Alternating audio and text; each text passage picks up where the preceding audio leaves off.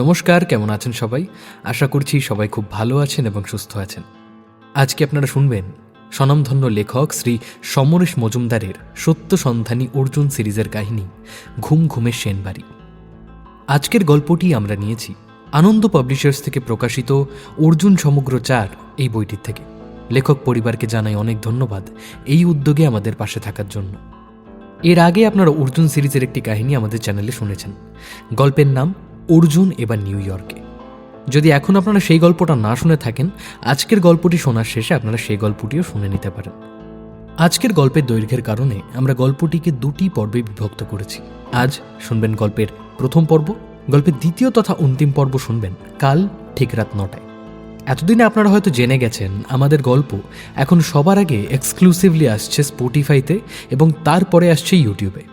যারা আমাদের Spotify channel এখনও ফলো করেননি তারা প্লিজ ডেসক্রিপশন বক্সে দেওয়া স্পটিফাই অ্যাকাউন্টটি ফলো করে নিন, কারণ প্রতিবার আমাদের ইউটিউব চ্যানেলে গল্প আসার আগে গল্পগুলি এক্সক্লুসিভলি আসে আমাদের স্পটিফাই চ্যানেলে।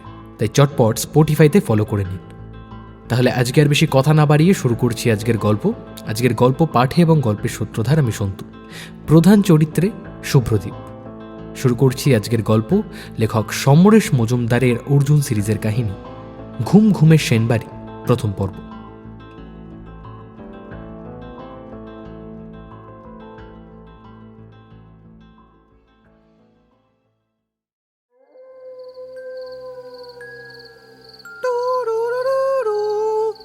দুই পা ঝুলিয়ে মগডালে বসে দোল খাচ্ছিল বেঁটেটা, আর একটু দূরে দুই ডালের জোরে আরামসে বসে শরীর দুলিয়ে গান গাইছিল লম্বুটা। গাইতে গাইতে তার নজর গেল বেঁটের দিকে। এই অত জোরে দোল খাস না, মগডাল ভেঙে আছড়ে পড়বি। আরে তুই তো সবে এসেছিস, তাই কিচ্ছু জানিস না। হ্যাঁ ঠিক আছে মানছি, একটু বুঝিয়ে বল তো দেখি। দেখ শোন, ভূতেরা নিচে পড়ে যায় না, মাধ্যাকর্ষণ শক্তি ভূতেদের কবজা করতে পারে না। এই দেখ, এই এই আমি ডাল ছাড়লাম পড়ছি, কই পড়ছি না তো কিন্তু বেশিক্ষণ আবার শূন্যে ভাসতে পারবো না বলে আবার ডাল ধরলাম। এখানেই মানুষের সঙ্গে আমাদের পার্থক্য। তাই কি? দেখি তো, আমি একটু চেষ্টা করি। না, হচ্ছে না। শূন্যে দাঁড়াতে গিয়েও সাহস পেল না লম্বু। ওই গাছটাকে চিনতে পারছিস? লম্বু দেখল বিশাল চেহারার বট গাছ, তার নিচ দিয়ে রাস্তা। ওই রাস্তা দিয়ে কতবার সে মানুষ হয়ে থাকার সময় যাতায়াত করেছে। হ্যাঁ, ওটা তো মহাবট বৃক্ষ, অনেক বয়স, ওর তলাতেই তো আমি মারা যাই। আরে জানি বাবা জানি, কিন্তু তুই কিভাবে মরলি তা কি তুই জানিস? না, মরে গেলাম বুঝতে সময় লেগেছিল।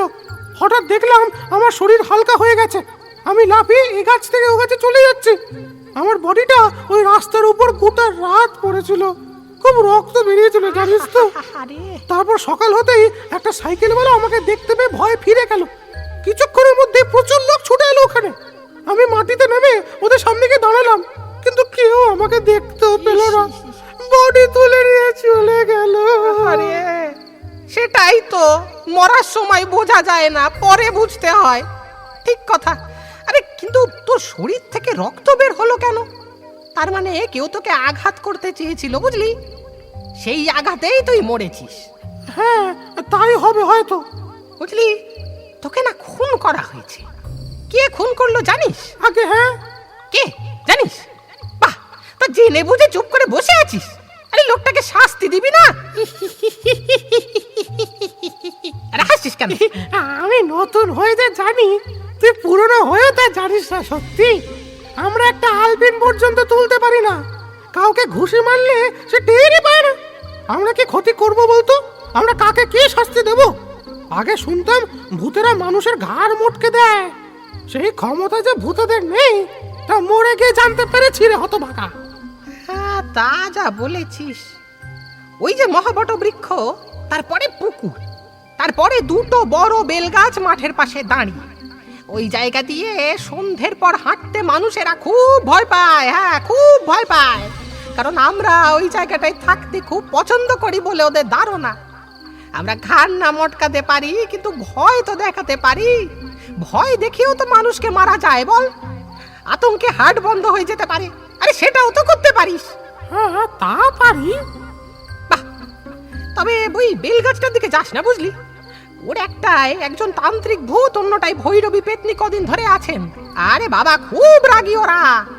এখন বল, লোকটা থাকে কোথায়? কি নাম তার? আর ঠিক তখনই ঘুম ভেঙে গেল অর্জুনের। শরীরের ঝিমঝিমে ভাব, গলায় ঘাম। সে চোখ খুলে ঘরের অন্ধকারে দেখল জানলার বাইরে ঝাপসা আকাশ, গাছেরা চুপচাপ দাঁড়িয়ে, বাতাস নেই। একটু ঝুঁকে পড়া ছায়া ছায়া গাছটির দিকে তাকিয়ে হেসে ফেলল অর্জুন। বাপ রে বাপ, কি স্বপ্ন! এরকম নিটুল স্বপ্ন কি আগে কখনো দেখেছি? না মনে হয়। তার উপর আবার ভূত প্রেত নিয়ে। কিছুদিন আগে অবশ্য বিভূতিভূষণ বন্দ্যোপাধ্যায়ের দেবযান বইটি পড়েছিলাম। বাবা, কি বই! মরে যাওয়া মানুষজনদের আত্মাদের নিয়ে লেখা সেই উপন্যাসটি পড়তে পড়তে মনে হয়েছিল যেন সত্যি সত্যি চোখের সামনে সব ঘটছে। নিজের কল্পনাকে পাঠকদের মনে ঢুকিয়ে বাস্তব করে ফেলতে পেরেছেন বিভূতিভূষণ। কিন্তু সত্যি বলতে আমি তো কোনোদিন ভূত প্রেতে বিশ্বাস করিনি।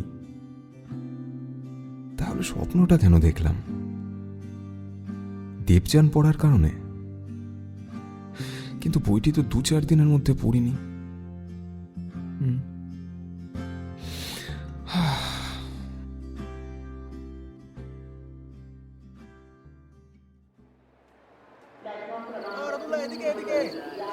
স্টেশনে ট্রেন থেমেছিল 3 ঘন্টা দেরিতে। তখন চারপাশ অন্ধকার, কিন্তু অর্জুনের জন্য অপেক্ষা করছিল নির্মল। একসময় জলপাইগুড়ির আনন্দচন্দ্র কলেজে তার সহপাঠী ছিল নির্মল। তারপর সে কোথায় গিয়েছে জানা ছিল না অর্জুন। সপ্তাহখানেক আগেই হঠাৎ চিঠি পেল নির্মলের। চিঠির ভাষা একটু অভিনব। প্রিয় বন্ধু, আশা করি ভালো আছো। মাত্র কয়েকটা বছর যদিও, তবুও তুমি এরই মধ্যে যে খ্যাতির সিঁড়ি ভেঙে ওপরে উঠছ, তাতে আমার সম্পর্কিত স্মৃতিতে ধুলো জমা অস্বাভাবিক কিছু নয়। তবুও একদা সহপাঠী হিসাবে কিছু দাবি তো আমার থাকতেই পারে, তাই না? পড়াশোনা আর আমার হয়নি। কলেজের পরেই আচমকা একটা চাকরি পেয়ে গিয়েছিলাম খবরের কাগজের বিজ্ঞাপনের দৌলতে। মালদহ শহর থেকে 30 মাইল দূরে এই জনপদটির নাম হলো ঘুম ঘুম। এখানে কোনো রেল লাইন নেই, 2টি বাস শহর থেকে যাওয়া আসা করে, কিন্তু এখানকার প্রতিটি মানুষ নিজের নাম লিখতে পারে। এমন একটি বর্ধিষ্ণু জনপদ সচরাচর দেখা যায় না। এখানকার সবচেয়ে ধনী পরিবারের কর্তা মারা যাওয়ার পরে তার স্ত্রী বিজ্ঞাপন দিয়েছিলেন ম্যানেজার নিয়োগ করবেন বলে। আমি সেই চাকরিটা করছি। সম্প্রতি পরিবারের একজনের অস্বাভাবিক মৃত্যু হয়েছে।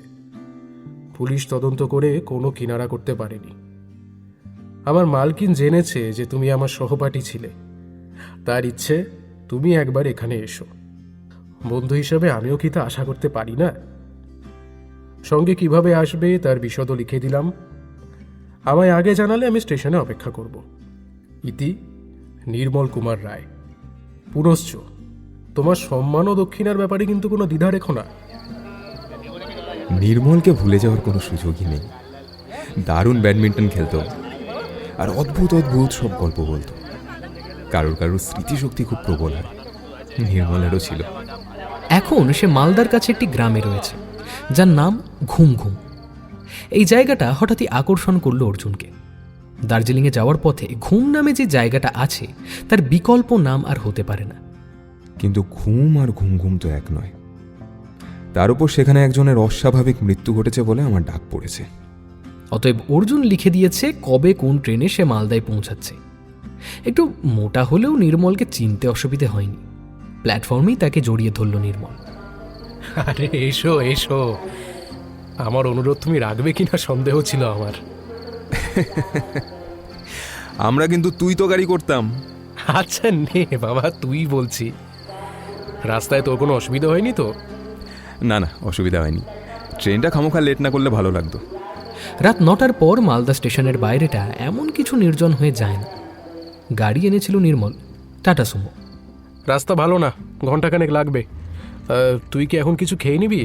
সামনেই ভালো দোকান আছে। অর্জুন মাথা নেড়ে না বলে দিল। দ্রুত গাড়ি চলে এলো শহরের বাইরে। তখন বোঝা গেল অন্ধকার কতটা ঘন।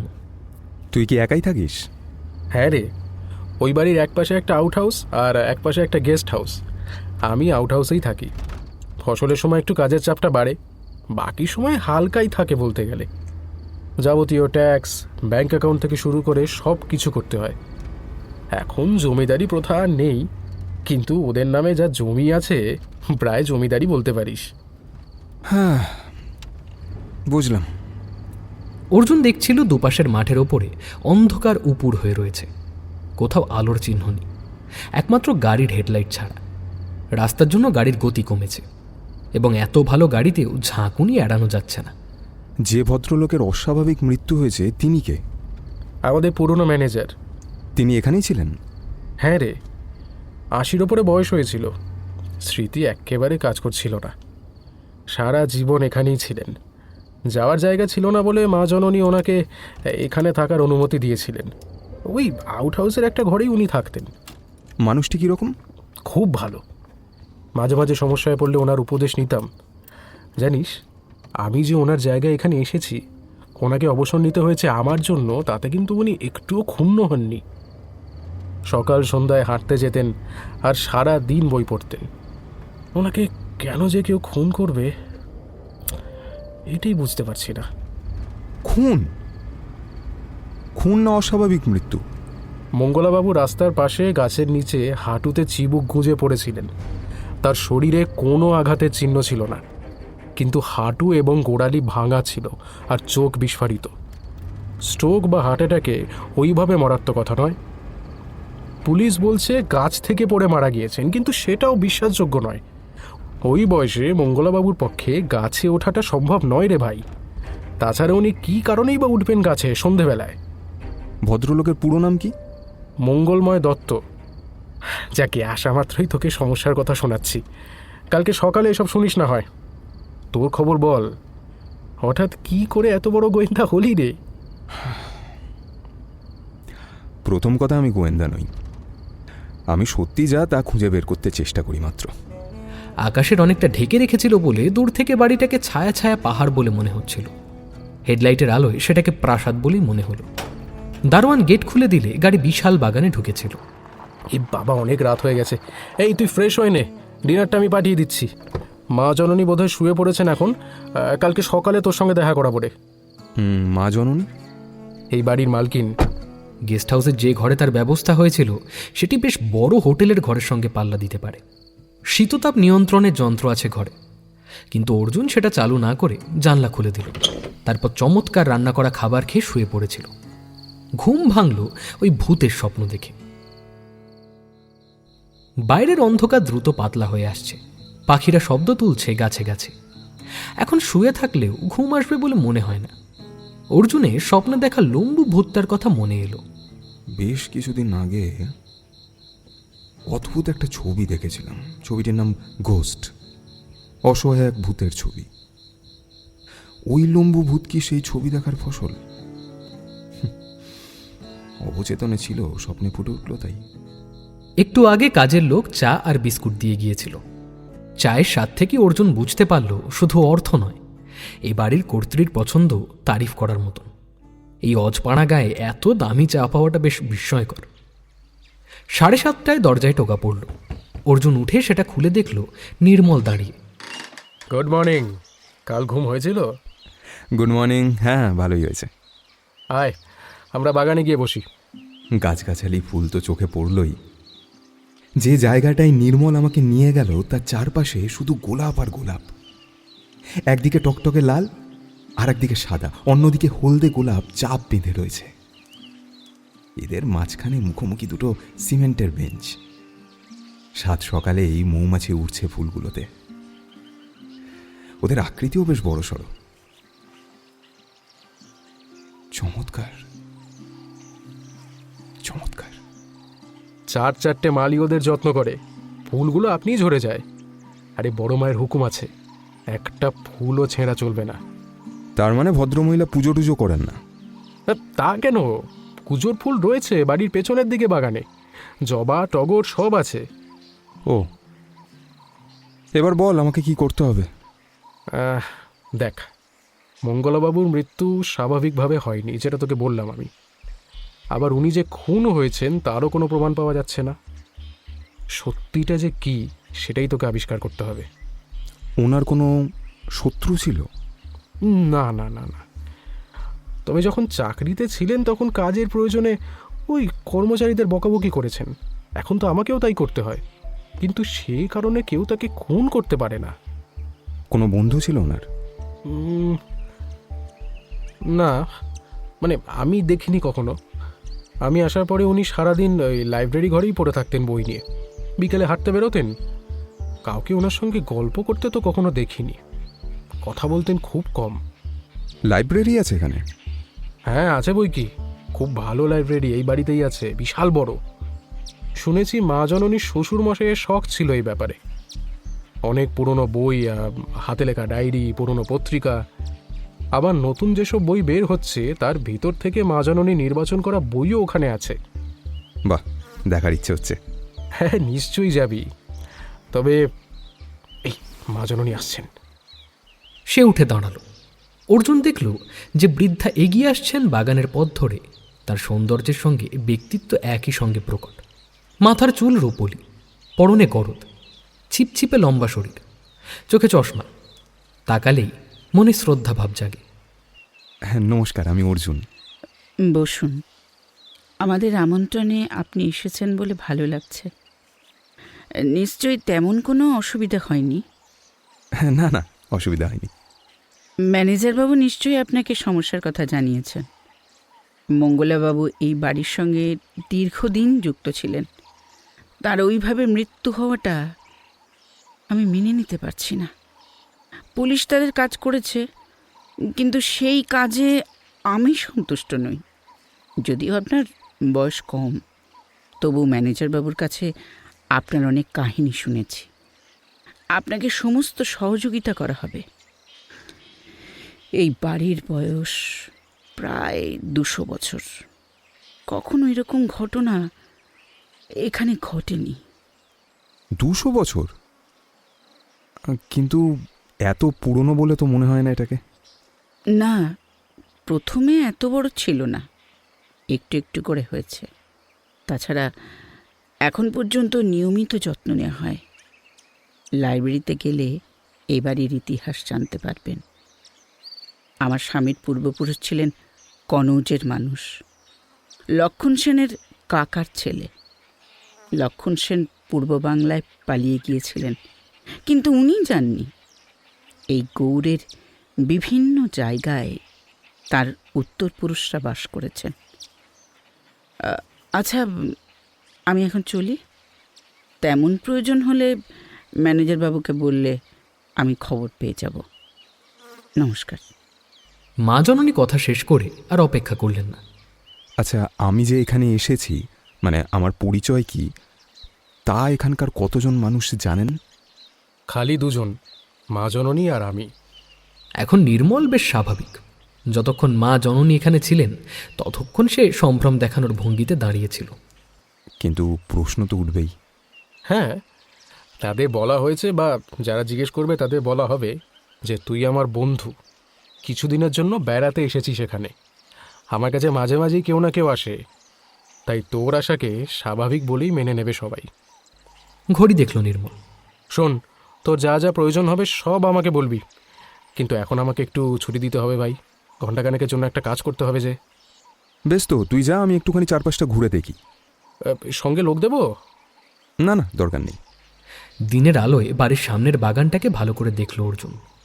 এই বাগান আর বাগানের পেছনের বাড়িটাকে দেখে মনে হচ্ছে 200 বছর ধরে এরা অনেক ঘটনা সাক্ষী হয়ে আছে। এই এত বড় দোতলা বাড়িতে কত লোক থাকেন তাও এখনো ঠিকভাবে জানা হয়নি। মা জননী নিশ্চয়ই একা থাকেন না এখানে। এই সময় লোকটিকে দেখতে পেল অর্জুন। গাট্টা গুট্টা চেহারার একটি খাটো মানুষ, যার ঘাড়ের উপর মাথাটাকে ঈশ্বর বসিয়ে দিয়েছেন কোনো গলা তৈরি না করে। একটা ঝাঁকড়া গাছের আড়াল থেকে তাকে লক্ষ্য করছে। বাপরে, এ কি বিভৎস চেহারা! ওরকম বিভৎস মুখ আগে কখনো দেখিনি আমি। সে পা বাড়াতেই চিতাবাঘের গতিতে লোকটা যেন অদৃশ্য হয়ে গেল। গাছটার কাছে পৌঁছে কোথাও লোকটাকে সে দেখতে পেল না। ধন্দে পড়ল অর্জুন।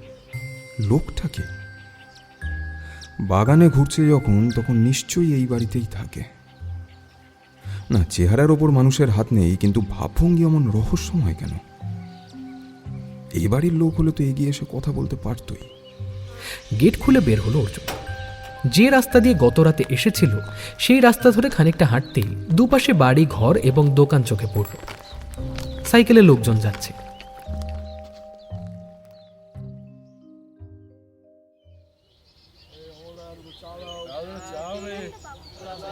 একটা চায়ের দোকানের সামনে কিছু মানুষ খবরের কাগজ নিয়ে গুলতানি মারছে।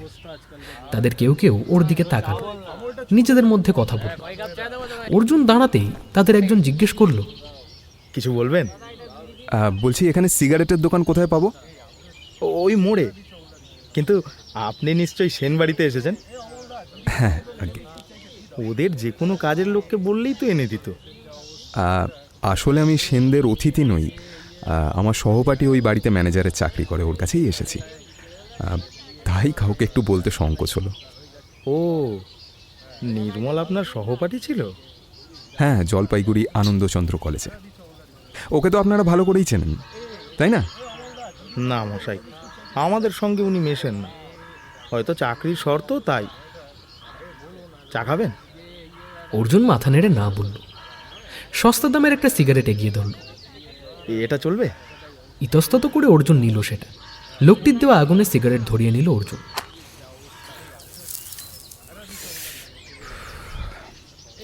যাই বলুন, আপনাদের গ্রামের নামটি কিন্তু বেশ সুন্দর, ঘুম ঘুম।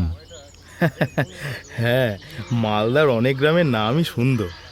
আচ্ছা, ঘুম ঘুম নামটা কেন রাখা হয়েছিল? কি জানি, বোধহয় এখানে এলে লোকের ঘুম পেয়ে যেত। নাম নিয়ে কখনো মাথা ঘামায়নি। তবে তবে দক্ষিণ পাড়ার গজেন দাদু জানলেও জানতে পারেন। গজেন দাদুকে? এই গ্রামের সবচেয়ে প্রবীণ মানুষ। ওনার ছেলের বয়সে 80 পেরিয়েছে। সবাই বলেন উনি এখনো 100, অথচ দিব্যি হেঁটে চলে বেড়ান। বাহ, আলাপ করতে ইচ্ছা করছে। দক্ষিণ পাড়াটা কোন দিকে? ওই মোড় থেকে ডান দিকে মিনিট 20 গেলেই দক্ষিণ পাড়া। আরও কিছুক্ষণ গল্প করল অর্জুন। মনে মনে ভাবল, মানুষগুলোর মন সাদাশীতে, গল্প করার পুঁজিও বেশি নেই। তবে সেনবাড়ির সঙ্গে যে দূরত্ব আছে তা কথাবার্তায় স্পষ্ট। নির্মল ওদের এড়িয়ে চলে বলে তাকেও এরা পছন্দ করে না। ওদের কাছ থেকে বিদায় নিয়ে লোকটির নির্দেশিত পথে দক্ষিণ পাড়ার দিকে হাঁটতে লাগলো অর্জুন। মিনিট 20-র মধ্যে মোটামুটি জনবসতি এলাকায় পৌঁছে গেল সে। এক প্রৌঢ়কে জিজ্ঞেস করতেই গজেন দাদুর হদিশ পাওয়া গেল। গজেন দাদু, উনি তো একটু আগেই হাঁটতে গেলেন। নিশ্চয়ই ধারের কাছে কোথাও আছেন। না ভাই, 100 বছরেও লোকটা আধ ঘন্টা হাঁটে। জান না, এই মাঠ পথ দিয়ে ওনাকে দেখতে পাবেন। হাতে লাঠি দেখলেই চিনবেন। মাঠপথ মানে ফসল তুলে ফেরার পথে মাঠের মধ্যে দিয়ে যে পায়ে চলার পথ তৈরি হয়েছে। পরিষ্কার রাস্তা ছেড়ে ওই বয়সের মানুষ কেন মেঠো পথ ধরে হাঁটবেন বুঝতে পারল না অর্জুন। অবশ্য একটা গ্রামের নামকরণ কেন হয়েছে জানার জন্য ওনাকে বিরক্ত করার কোনো মানে হয় না। নির্মল আমাকে যে কারণে আমন্ত্রণ জানিয়েছে তার সঙ্গে নামকরণের কোনো সংযোগ নেই। বরং বাড়ি ফিরে ওই বাগানে উঁকি মারা লোকটির খোঁজখবর নিলে বেশি লাভ হবে। প্রৌঢ় তখনও দাঁড়িয়েছিলেন। অর্জুন তাকে জিজ্ঞেস করল, এই পথ কোথায় গিয়েছে? এই সোজা গেলে রাস্তা পাবেন, একেবারে মহাবটবৃক্ষের পাশের রাস্তা। মহাবটবৃক্ষ শব্দটাকে শোনা শোনা বলে মনে হচ্ছে। কোথায় শুনেছি? একটু ভাবতেই অনেক স্মৃতি, কিন্তু তার কোথাও মহাবটবৃক্ষ নেই। নামটার মধ্যেই বেশ রহস্যের গন্ধ রয়েছে। ইতস্তত না করে মাঠে নামল সে। দুপাশে এবড়ো খেবড়ো জমিতে রোদ পড়েছে, একেবারে ফাঁকা জমি। কিছুটা হাঁটতেই একটা কালো সাপ এঁকে বেঁকে যেতে দেখল সে। অত বড় কালো চকচকে সাপ এর আগে কখনো দেখেনি। শব্দ করলে সাপ ভয় পায় বলে শুনেছিল অর্জুন, তাই জোরে হাততালি দিল। আচমকা থেমে গেল সাপটা, তারপর মুখ ফিরিয়ে উল্টো দিকে চলে গেল। সাপ কামড়ায় ভয় পেয়ে কাছে আসার পর তাকে দেখে যে ভয় পেত না তার কোনো নিশ্চয়তা নেই। চোখের আড়ালে সাপ সরে গেলে পা বাড়ালো অর্জুন। মাঠটা শেষ হতেই ঝোপ জঙ্গল, পথ মাঝখান দিয়ে। কে যায়? অর্জুন দাঁড়ালো। ঝোপের পাশে একটা পাথরের উপর যে বৃদ্ধ বসে আছেন হাতে লাঠি নিয়ে, তিনিই যে গজেন দাদু তার কোনো সন্দেহ নেই। আমি অর্জুন।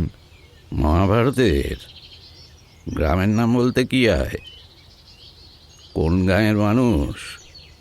আগে আমি জলপাইগুড়িতে থাকি, এই সেনবাড়িতে এসেছি। তাই তাই এ পথে হাঁটা চলা কেন? আপনার খোঁজেই এসেছিলাম। আমার খোঁজে? আমাকে চেনা হলো কি করে? এখানে এসেই শুনতে পেলাম। এদিকে কাছে এসো। অর্জুন এগিয়ে গিয়ে প্রণাম করল। থাক থাক থাক, প্রণাম করলে কেন? আপনি জ্ঞানবৃদ্ধ মানুষ, আর এই বয়সে এত সক্রিয়, তাই আর কি। প্রথম কথা, আমার জ্ঞান সম্পর্কে তোমার কোনো ধারণা নেই। আর বয়স্ক মানুষ মানেই ভালো মানুষ হবে তার কোনো ঠিক নেই, বুঝতে পারলে? তো যাকে কেন খোঁজ করছিলে আমার? আচ্ছা, আমার একটা প্রশ্ন আছে, মানে এই গ্রামের নাম কেন ঘুম ঘুম হলো, তাই জানতে আগ্রহ হয়েছে। বৃদ্ধ চোখ বন্ধ করলেন। অর্জুন লক্ষ্য করছিল ওনার শরীরে কোনো মেদ নেই, খাটো চেহারা, মাথায় ছোট ছোট সাদা চুল, খাড়া, মুখে হাতে সময় কিলবিল করছে, অথচ গলার স্বর এখনো স্পষ্ট। ঠাকুরদার কাছে শুনেছি ডাকাতরা মানুষকে গুম করে এখানকার জঙ্গলে এনে খুন করত।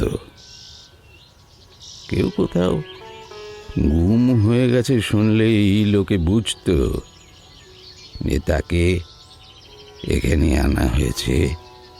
ওই গুম থেকে ঘুম হয়ে গেল কথাটা। হ্যাঁ, তারপর কি হলো, ওই একটা ঘুমে খুশি না হয়ে চালু হয়ে গেল ঘুম ঘুম। তবে এখানকার মানুষ একসময় কাজ করার চেয়ে ঘুমোতে বেশি পছন্দ করত। হ্যাঁ, ওই সেনে রাজাদের বাড়িতে তুমি উঠেছ, তারা তো প্রথমে গাঁয়ের সব জমি জমা কিনে নিয়েছিল, তো তখন ওরা সেখানে থাকতো না। রাজরক্ত ছিল তো ওদের শরীরে। তারপর জমিদারি দেখতে বাড়ি তৈরি হলো, কিন্তু সব জমি রাখতে পারল না। ওই বাড়িতে মঙ্গলা নামের একজন ম্যানেজার ছিল, খুব পড়াশুনো করতো লোকটা। আমার কাছে আসতো মাঝে মাঝে, বলতো ওই বাড়িতে অনেক বই আছে, সেখানে নাকি হাতে লেখা অনেক খাতাও আছে। তো তাতে সে পড়েছে 200 বছর আগে ওই সেনেদের কেউ পাহাড়ে গিয়ে ঘুম নামে কোনো জায়গার খবর শোনে, ফিরে এসে সে এই গ্রামের নাম দেয় ঘুম ঘুম। হ্যাঁ, এবার তুমি আমার এই বাঁ হাতটা ধরো। হ্যাঁ, একটু ধরো তো। অনেকক্ষণ বসে থাকলে হাড়ের জোড়াগুলো দুর্বল হয়ে যায়। নাও ধরো। বৃদ্ধ হাত বাড়ালেন। অর্জুন তার হাত ধরলে তিনি অন্য হাতটা লাঠির উপর রেখে ধীরে ধীরে সোজা হয়ে দাঁড়ালেন। এই বয়সে এতটা পথ রোজ আসেন কেন? না, অসুবিধে তো হয় না, একটু সময় লাগে এই পর্যন্ত। ওই যে ওপাশে একটা বৃক্ষ আছে, নাম কি জানো? মহাবটবৃক্ষ। তার বয়স কত কেউ জানে না, কিন্তু ওর নিচে এসে দাঁড়ালে মনটা শান্ত হয়ে যায়। যখন যখন মারা যাব তখন তো ওখানেই যেতে হবে। হ্যাঁ, মানে ছেলেবেলায় শুনতাম সবাই বলতো যে মারা যাওয়ার পর এই গ্রামের আত্মা ওই মহাবটবৃক্ষে কিছুদিন থাকে, তারপর স্বর্গ অথবা নরকে যায়। সঙ্গে সঙ্গে মনে পড়ে গেল স্বপ্নটার কথা। স্বপ্নে দেখা বেঁটে ভূত আর লম্বা ভূত তো মহাবটবৃক্ষের কথাই বলেছিল। এটা কি করে সম্ভব হলো? স্বপ্নের সঙ্গে বাস্তবের এত মিল কি স্রেফ কাকতালীয় ব্যাপার? মহাবটবৃক্ষ শব্দটা তো আমি আগে শুনিনি। আপনি কি বাড়ি ফিরে যাচ্ছেন? যাব। আগে মহাবটবৃক্ষকে প্রণাম করব, তারপর। লাঠিতে ভর করে গজেন দাদু ধীরে ধীরে হাঁটছিলেন।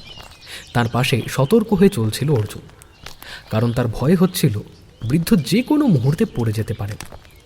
খানিক বাদে একটা চওড়া মাটির রাস্তায় চলে এলো ওরা, এবং দূর থেকেই গাছটাকে দেখে বটগাছ বলে চিনতে অসুবিধে হলো না। কিন্তু এত বিশাল চেহারার বটগাছ এর আগে কখনো দেখেনি অর্জুন, যেন আকাশ আড়াল করে রেখেছে। হঠাৎ মাথাটা ঝিমঝিম করে উঠল। ভাবল, এ কি করে সম্ভব? কাল রাত্রে যে স্বপ্ন দেখেছিলাম সেই বেঁটে এবং লম্বুভূতরা তো এইরকম দেখতে গাছে বসে গল্প করছিল। অবশ্য গাছটাকে স্পষ্ট দেখিনি যদিও, কিন্তু ডালপালার সাথে বেশ মিল আছে। গাছের নিচে পৌঁছে গজেন দাদু দুটো হাত মাথার উপরে ঠেকিয়ে বিড়বিড় করতে লাগলো।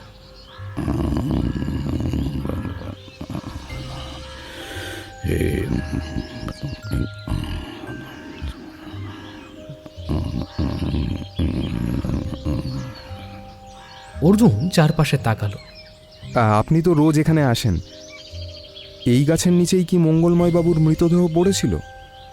আপনি কি দেখতে পেয়েছিলেন? মঙ্গলা? না না না, মঙ্গলা তো এখানে মারা যায়নি। শুনেছি গাছের নিচে ওর মৃতদেহ পাওয়া গিয়েছিল।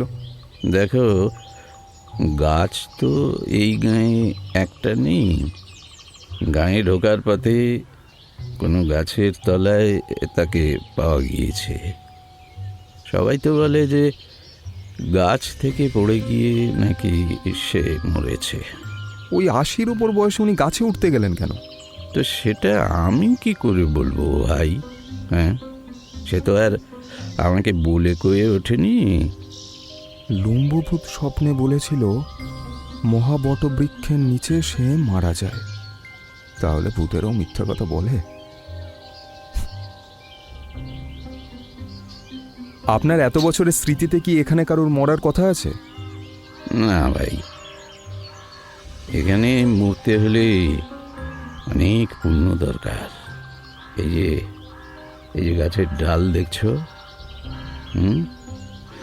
এখানে আমাদের প্রিয় আত্মারা কিছুদিন বাস করেন, আর তারপর যার যেমন কর্মফল সেই মতো নিজের জায়গায় চলে যেতে হয়। আমার প্রাণ শরীর থেকে বের হলেই এই গাছে চলে আসতে হবে আমাকে।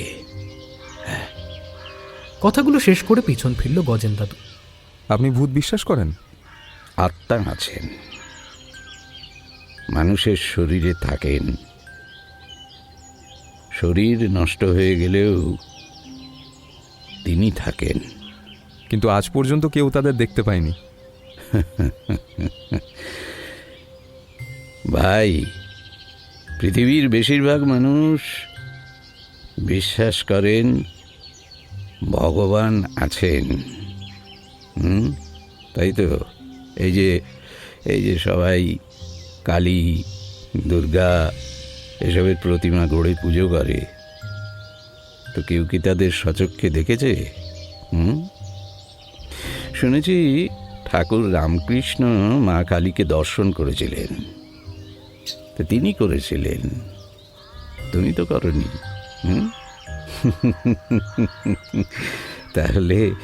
তাহলে কি তুমি বলবে যে ঠাকুর রামকৃষ্ণ মিথ্যেবাদী? কি জবাব দাও। কঠিন প্রশ্ন। বারংবার এখানে এসে থমকে যায় অর্জুন। বিজ্ঞান কোনো অলৌকিক কাণ্ড বিশ্বাস করে না। যুক্তি দিয়ে যার বিচার হয় না তা বাতিল করে দেয়।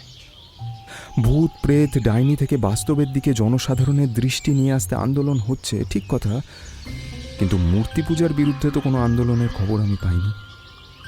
ভগবান আছে কিনা যখন যুক্তি দিয়ে প্রমাণ করা যায় না, তখন মানুষকে বলা হচ্ছে না কেন ভগবান বলে কিছু নেই? যতই সুস্থ ভাবনার প্রতীক হোক, ভগবানে বিশ্বাস রাখলে মনে যতই শক্তি আসুক, তাকে একটি কাল্পনিক চরিত্র ছাড়া আর কিছু ভাববার কোনো কারণ আজ পর্যন্ত পাওয়া যায়নি। ভগবান আছেন এই কথাটা শুধু মানুষের মনকে উজ্জীবিত করে।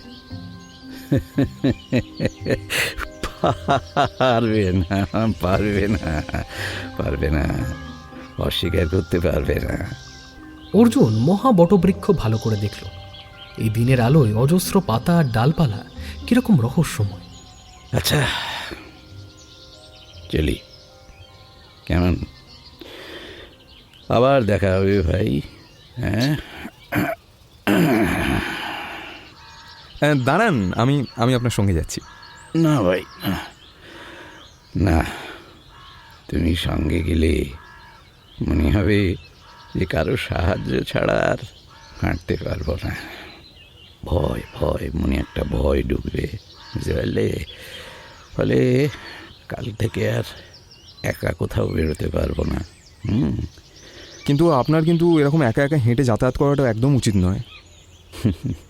এতকাল তো হাঁটলাম, খারাপ আর কি হবে? পড়ে মরে যাব এই তো। সেটা তো এখন শুয়ে শুয়েও যেতে পারি, কি পারি না? হ্যাঁ,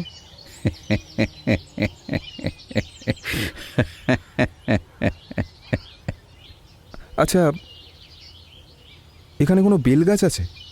বেলগাছ এখানে? না, বেলগাছ তো নেই, মানে আমি তো দেখিনি। অর্জুন খুশি হল। স্বপ্নের সঙ্গে বাস্তবের কোনো মিল নেই এবং সেটাই ঠিক। তা তুমি বেলগাছের কথা জিজ্ঞেস করলে কেন? না, মানে শুনেছি, মানে গুজব চাউর আছে বেলগাছে ব্রহ্মদৈত্য থাকেন। হ্যাঁ, সেটা ঠিক, খুব পবিত্র গাছ। নিচু শ্রেণীর আত্মাদের ওইসব গাছ সহ্য করে না। ও হ্যাঁ হ্যাঁ, এই রাস্তা ধরে যদি মাইলখানেক হেঁটে যাও তাহলে 3 মাথা পড়বে। ডান দিকে ঘুরলে গাঁয়ে ঢুকতে পারবে, আর বাঁ দিকে হলো বিলের পথ। সেই মোড়ে একটা বড় বেল গাছ আছে। তার ফল কেউ গাছ থেকে পাড়ে না, মাটিতে পড়লে কুড়িয়ে নেয়। কেন? ওই গাছে মাঝে মাঝেই তান্ত্রিক ভৈরবীদের আত্মা এসে কিছুদিন অধিষ্ঠান করেন, তো তাদের বিরক্ত করতে কেউ সাহস পায় না। আচ্ছা। লাঠি হাতে গজেন দাদু প্রায় হাঁটি হাঁটি পায়ে বাড়ির দিকে রওনা হলেন। অর্জুন ওনার যাওয়া দেখল, কিন্তু তার মাথায় তখন অন্য চিন্তা।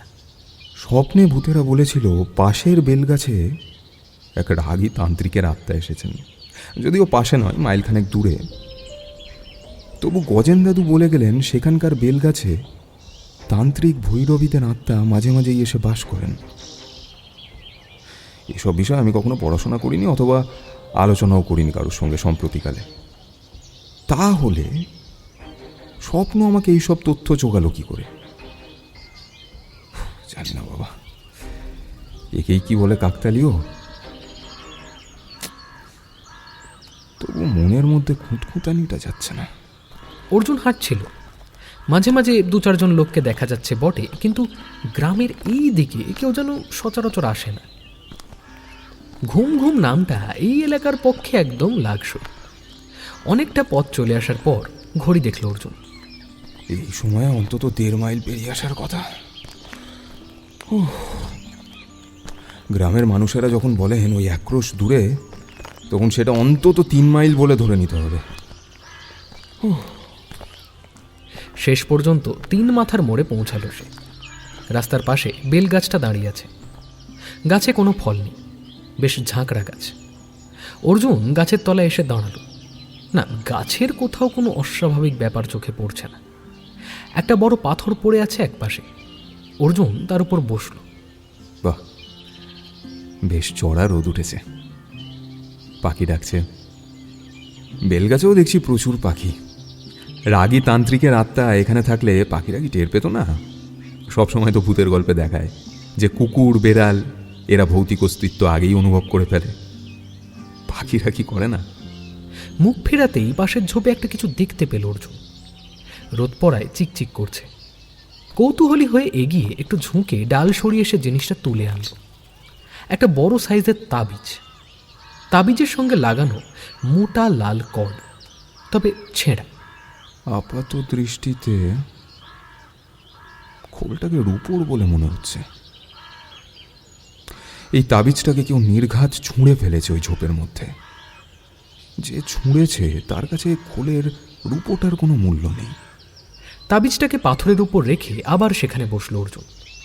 একটা পাখি অদ্ভুত গলায় ডাকছে। কান পাতলে মনে হয় পাখিটা বলছে, আক্কেল হোক, আক্কেল হোক। এ অনেকটা রেলগাড়ির চাকার শব্দের মতো। যা ইচ্ছে কথা বসানো যায়।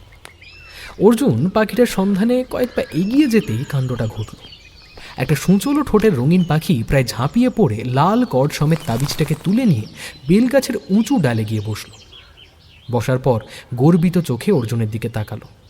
ভঙ্গিতে বলছে, কেমন দিলাম? তাবিজটা কোনো প্রয়োজনে লাগবে না, তবু পাখিটার ভঙ্গি দেখে আমি হাত ছুঁড়লাম ভয় দেখাতে। কিন্তু পাখিটা ভয় পেল না। উল্টে পা দিয়ে ধাতব বস্তুটিকে চেপে ধরে ঠোঁট ঢোকাবার চেষ্টা করলো ভিতরে। তাবিজ বা মাদুলির ভিতরে যা থাকে তা সুরক্ষিত রাখার জন্য মোম জাতীয় মোটা আস্তরণের ব্যবহার করা হয়। পাখিটির ঠোঁট এত সূচলো যে সেই আস্তরণকে অনায়াসে বের করে আনতে সক্ষম হলো সে। তারপর কোনো খাদ্যবস্তুর খোঁজ না পেয়ে পা সরিয়ে নিতেই তাবিজটা মাটিতে পড়ে গেল। সেটা দেখা মাত্রই পাখি ডানা মেলে উড়ে গেল অন্য গাছে। এই যে পড়লো তাবিজটা, দেখি।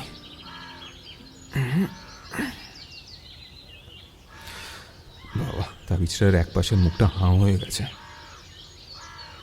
তাবিজের ভিতর কি শিকড় বাকড় থাকে? না হলে কোন বিশ্বাসে ওগুলো ধারণ করবে আর লোকে? অর্জুন মনে মনে ভাবল।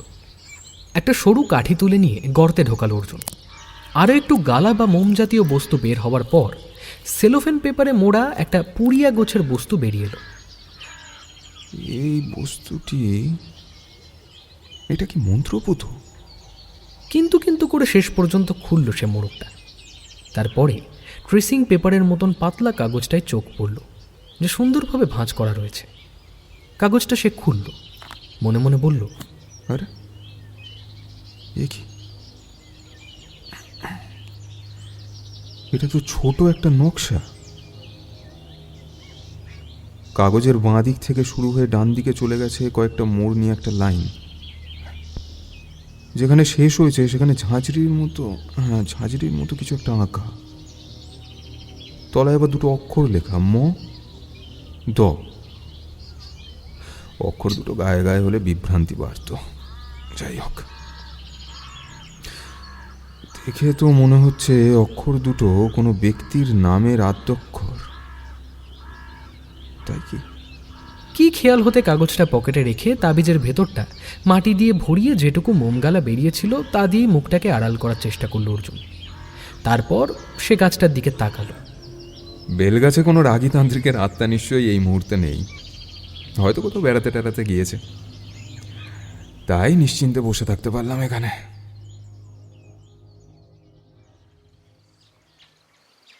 দুপুরে খাওয়া মন্দ হয়নি। নির্মল এসেছিল দেখা করতে, কিন্তু অনেক অনুরোধেও সে তার সঙ্গে খেতে বসল না। আরে আমার খাবার আলাদা আছে রে। ঘুরিয়ে বোঝালো, অর্জুন মা জননীর অতিথি। তার জন্য যে ব্যবস্থা হবে তাতে নির্মল অংশ নিতে পারে না। সে এই বাড়ির একজন কর্মচারী। বাড়ির বাইরে হলে কোনো পার্থক্য থাকবে না। খাওয়া শেষ হলে অর্জুন লাইব্রেরিটা দেখতে চাইল। নির্মল এক কথায় রাজি। মা জননী তাকে আদেশ দিয়েছেন অর্জুন যা যা দেখতে চাইবে তা যেন ওকে দেখানো হয়। চাকর দরজার তালা খুলে দিলে নির্মল বলল, আয়। বিশাল হলঘরটির সব জানলা বন্ধ। ঘুটঘুটে অন্ধকার হয়নি, কারণ উপর দেওয়ালে কাচ লাগানো। যদিও সেই কাচ ভেঙে ভেতরে আসা সম্ভব নয়, কারণ সেখানে লোহার রড লাগানো। কিরে, জানলা খুলে দিতে বলবো নাকি? জানলা কতদিন খোলা হয়নি? একটা ভ্যাপসা গন্ধ মিশে আছে। মঙ্গলাবাবু মারা যাওয়ার পর থেকেই বন্ধ নাকি? না, উনিও খুলতেন না, মানে আমার মনে পড়ে না আর কি। খুলে দে, একটু হাওয়া ঢুকুক। জানলা খোলার পর আর আলো জ্বালার প্রয়োজন হলো না। অর্জুন তাকালো। বাহ, দেওয়াল জোড়া আলমারি, তাতে এত সুন্দর করে বই সাজানো। আবার আলমারির ওপর বইয়ের নাম অনুযায়ী আদ্যক্ষরে লিখে রাখা হয়েছে।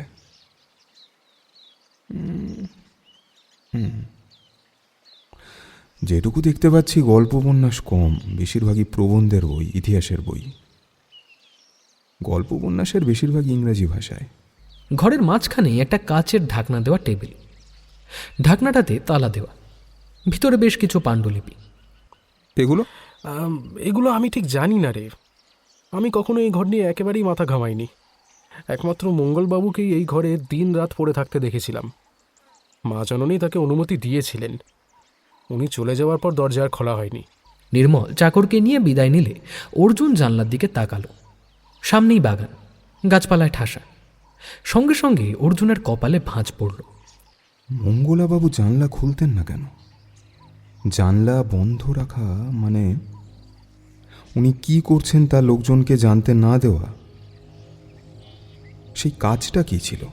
আলমারিগুলোতে তালা নেই। এ লেখা আলমারিটার পাল্লা খুলে সেই বইগুলোর দিকে তাকালো। দেখলেই বোঝা যায় ওদের অনেক বয়স হয়েছে। দেখি একটা বই টেনে। নাম আ নাইট ইন ক্যালকাটা, লেখকের নাম S.T. মুরহেড। বাবা, এই বইটি ছাপা হয়েছে 1840 সালে, অর্থাৎ সিপাহী বিদ্রোহ হয়নি, রবীন্দ্রনাথও তখনও জন্মাননি। বাহ, ভালো, পড়তে হবে বইটা। যে বইটি আদ্যক্ষরে পাওয়া গেল তার নাম আলালের ঘরের দুলাল। প্রথম সংকলনের বই নয়, 40 বছর আগের কেনা। বইটার টাইটেল পেজের নিচে লেখা ম.দ। চমকে উঠল সে। তাবিজের ভেতরে পাওয়া কাগজটা এখনো পকেটে। বের করল অর্জুন, মিলিয়ে দেখল হস্তাক্ষর এক। ম.দ. মানে মঙ্গলময় দত্ত। এই বইটি তাহলে ভদ্রলোক কিনেছিলেন, নাম লিখেছেন, পরে এই লাইব্রেরিতে রেখে দিয়েছেন। এবং তার মানে তাবিজটাও ওনার। মঙ্গলময় বাবুর তাবিজ ওই অত দূরে বেলগাছের পাশের ঝোপে গেল কি করে? উনি তো ওখানে মারা যাননি, অন্তত গজেন দাদু তো তাই বললেন। দুটো মোটা খাতা পাওয়া গেল, তাতে এই ঘরে যত বই আছে তার নাম লেখা। কোন আলমারিতে কোন বই, লেখককে কবে কেনা হয়েছিল তার বিস্তারিত বিবরণ। মোট বইয়ের সংখ্যা 1121। বইগুলোর উপরে চোখ বোলাতে বোলাতে থমকে গেল সে আলালের ঘরের দুলালের পাশের তারিখ দেখে। কি হলো ব্যাপারটা? এই বইটি কেনা হয়েছিল 1861 সালে, যে বছর রবীন্দ্রনাথ জন্মেছিলেন।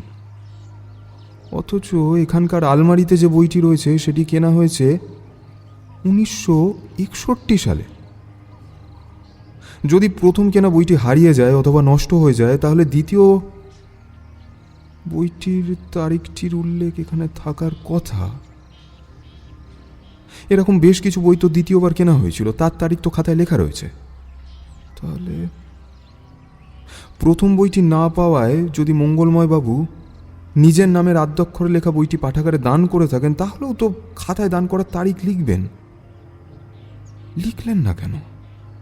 কোনো কারণ ছাড়াই আলালের ঘরের দুলাল পড়তে শুরু করল অর্জুন। বাংলা ভাষায় কিছুদিন আগেও কত কাঁচা ছিল। বঙ্কিম তাকে হামাগুড়ি দিতে শিখিয়েছেন, রবীন্দ্রনাথ তাকে দাঁড় করিয়ে শুধু হাঁটি হাঁটি পা পাই নয়, রীতিমতো দৌড় করিয়ে গেছেন। পড়তে পড়তে মুখ তুলল সে। সঙ্গে সঙ্গে জানলার ওপাশে বাগানের গাছের আড়ালে কি যেন চট করে সরে গেল। অর্জুন উঠে জানলার পাশে গিয়ে দাঁড়িয়েও কাউকে দেখতে পেল না। বিকেল হয়ে এসেছে, অর্জুনের কেবলই মনে হচ্ছিল এই লাইব্রেরি ঘরে অনেক রহস্য জমা হয়ে আছে। সে চাকরটিকে ডেকে জানলা দরজা বন্ধ করতে বলল। সম্ভবত খবর পেয়েই নির্মল সেখানে হাজির। আচ্ছা নির্মল, বলছি এই ঘরের চাবিটা আমার কাছে রাখতে পারি? না মানে রাতে ঘুম টুম যদি না আসে, এসে একটুখানি বই পড়তে পারি আর কি।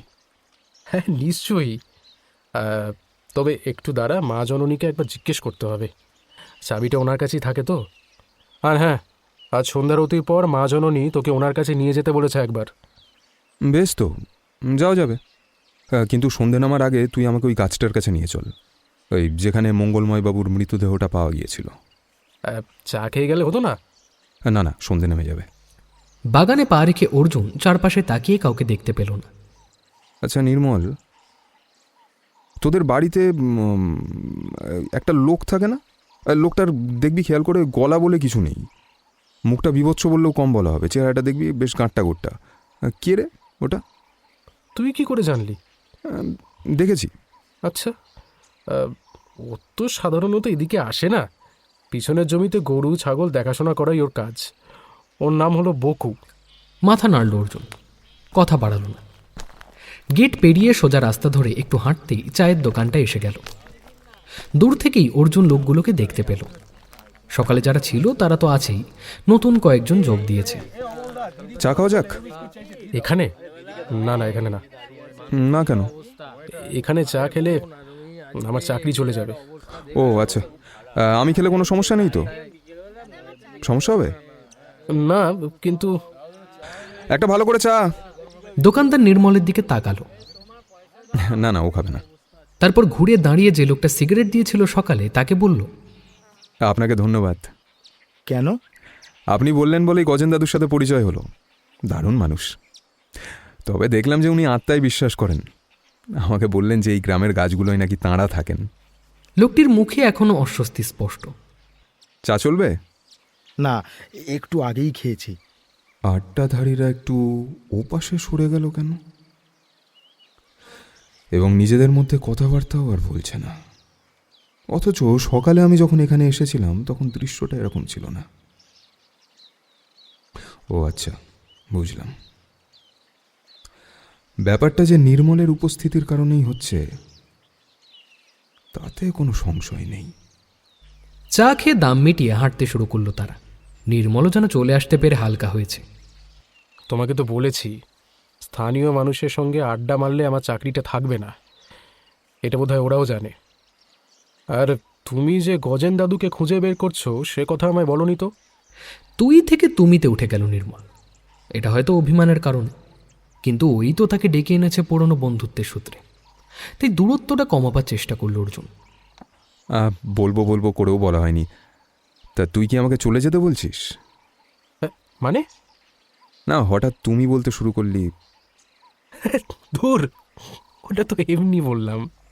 গ্রামে ঢোকার প্রধান রাস্তায় একটি ঝাঁকড়া গাছের নিচে এসে পৌঁছালো ওরা। এই দেখ, এইখানে মঙ্গলাবাবুর মৃতদেহ পাওয়া গিয়েছিল। গত রাত্রে অন্ধকারে তারা গ্রামে ঢুকেছিল, কিন্তু সেটা এই পথেই, তাতে কোনো সন্দেহ নেই। অর্জুন মুখ তুলে গাছটার দিকে তাকালো। মোটা গুঁড়ি, নিচের ডালটা লাফালেই ছোঁয়া যায়। সে লাফিয়ে ধরল ডালটাকে, তারপর সহজেই তার উপরে উঠে বসল।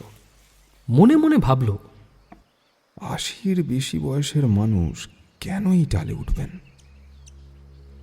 গাছটাকে তো ভালোভাবে দেখলাম, অস্বাভাবিক কিছু চোখে পড়ল না।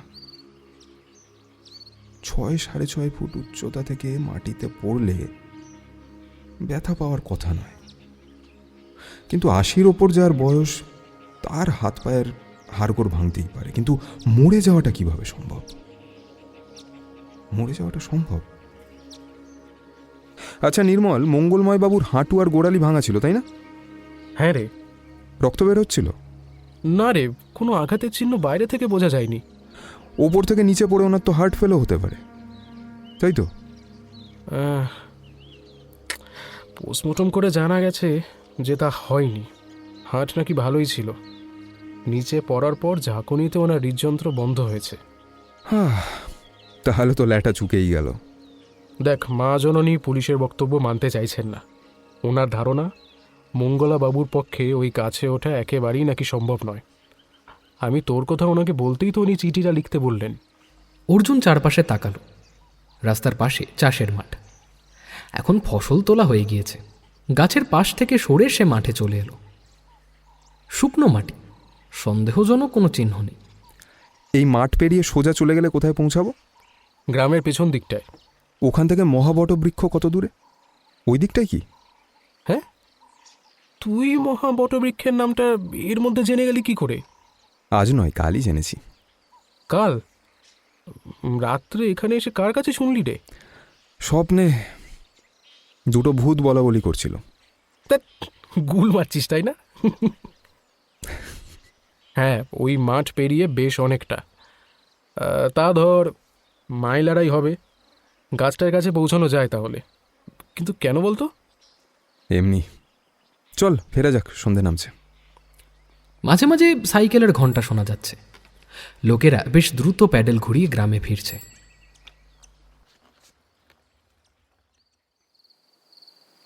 অন্ধকার হয়ে যাওয়ার পর ওরা সেনবাড়িতে ঢুকল। নির্মল বলল, তুই ফ্রেশ হয়ে নে, আমি আধ ঘন্টা পরে আসছি। নির্মল, হ্যাঁ বল না। আচ্ছা, মঙ্গলময় বাবু কি ধর্মভীরু মানুষ ছিলেন? হ্যাঁ, ধর্ম ভীরু? বুঝতে পারছি না, আমি তো ওনাকে কখনো ধর্মাচরণ করতে দেখতাম না। স্থায়ী পুজোর সময় কখনো মণ্ডপেও যেতে দেখিনি। মানে উনি মাদুলি কিংবা তাবিজ কিছু পড়তেন? আমি দেখিনি রে ভাই, হয়তো জামার তলা। না না না না না, পড়তেন না রে। ওনাকে যখন দাহ করা হয়েছে তখন ওনার শরীরে ওসব ছিল না, আমার মনে আছে। আচ্ছা আচ্ছা অর্জুন, এইসব প্রশ্ন করছিস কেন? মানুষটি কেমন ছিল একটু বোঝার চেষ্টা করছি আর কি, আর কিছু না। 45 মিনিট পরে দোতলার যে ঘরে নির্মল আমাকে নিয়ে গিয়ে বসালো, সেই ঘরটিতে যা সব সম্পদ রয়েছে তা পৃথিবীর যে কোনো জাদুঘরে স্থান পেয়ে যাবে। একটা বিশাল বড় হাতির দাঁত দেওয়ালে, দেওয়ালে বাঘের ছাল, যা থেকে বোঝা যায় যে এই বংশে বেশ ভালো শিকারী ছিলেন। লম্বা টুলের ওপর হাতির দাঁত দিয়ে তৈরি করা একটা নারী মূর্তি, অপূর্ব। পায়ের তলায় কার্পেট, কার্পেটটা চমৎকার এবং দামি। বাহ! এই ঘরের চেয়ারে নির্মল অর্জুনকে বসিয়ে চলে গিয়েছিল। সুদৃশ্য ঢাকনার আড়াল থেকে বিচ্ছুরিত আলো মায়াময় পরিবেশ তৈরি করেছে। পাশের ঘরের পর্দা সরিয়ে মা জননী ঘরে এলেন। এখন তার পরনে গরদ, কবজি ঢাকা জামা। অর্জুন উঠে দাঁড়ালে মাথা নাড়লেন। বসুন। এখানে আপনার কোনো অসুবিধা হচ্ছে না তো? না না, বিন্দুমাত্র না। আপনি নির্মলবাবুর বন্ধু হতে পারেন, কিন্তু এখন আমার অতিথি। ধন্যবাদ। হ্যাঁ, মঙ্গলময় বাবুর মৃত্যু আমাদের কাছে খুবই দুঃখের। স্বাভাবিকভাবে মারা গেলে কিছু বলার ছিল না। আমার ধারণা ওনাকে হত্যা করা হয়েছে। ঝামেলা এড়াতে পুলিশ স্বাভাবিক মৃত্যু বলে চালাতে চাইছে। উনি এ বাড়িতে এসেছিলেন আমার শ্বশুরমশাইয়ের আমলে। কোনো দিন তার কাজে কোনো গাফিলতি দেখিনি। মানুষটার এইভাবে মরে যাওয়া আমি মেনে নিতে পারছি না। ওনার কোনো শত্রু ছিল? থাকার কথা নয়। অবসর নেওয়ার পর উনি এই বাড়ি থেকে বের হতেন না। কেউ ওনার সঙ্গে দেখা করতে আসতো না। আত্মীয় স্বজনও ছিল না। তাহলে আপনার কথা অনুযায়ী ওনাকে খুন করার কোনো কারণ নেই। কিন্তু ওনার মৃত্যু স্বাভাবিকভাবে হয়নি। গাছ থেকে পড়ে দুর্ঘটনায় মারা যায়নি। কিছু মনে করবেন না, অনুমানের ওপর দাঁড়িয়ে আপনি সিদ্ধান্ত নিচ্ছেন। না, শুধু অনুমান নয়। অর্জুন লক্ষ্য করল ভদ্রমহিলা ইতস্তত করছেন। তারপর বলল, এক মিনিট বলে পাশের ঘরে চলে গেল। মিনিট তিনেক পরে ফিরে এসে চেয়ারে বসলেন। এখন ওনার হাতে একটি বই, বইটি বাঁধানো। আজ থেকে 1 বছর আগে মঙ্গলময় বাবু আমার কাছে এই বইটি পাঠিয়েছিলেন। আমাদের বংশের পূর্বপুরুষরা পালদের পর গৌড়ের রাজা হয়েছিলেন। বল্লাল সেন, লক্ষণ সেনের নাম সবাই জানেন। লক্ষণ সেন ভীরু প্রকৃতির মানুষ ছিলেন, তাই যুদ্ধ না করে পূর্ববঙ্গে পালিয়ে যান। তার যেসব আত্মীয় থেকে গেলেন তারা ভয়ে আত্মগোপন করেন। এদের দুজনের কাছে প্রচুর মণিরত্ন ছিল। এদেরই একজন আমার স্বামীর পূর্বপুরুষ ছিলেন। এই বইটিতে ইংরেজি ভাষায় সেই সময়ের কথা লেখা রয়েছে। লাইব্রেরিতে পড়াশোনা করতে করতে মঙ্গলময় বাবু এই বইয়ের সন্ধান পান। বোধহয় আমার জানা উচিত ভেবে তিনি বইটি আমাকে পাঠিয়েছিলেন। পূর্ব করেও সময় না পাওয়ায় পড়া হয়ে ওঠেনি তখন। উনি মারা যাওয়ার পর মনে পড়ল বইটির কথা। পড়লাম। সেই সঙ্গে বইটির ভিতরে একটা চিরকুট দেখতে পেলাম।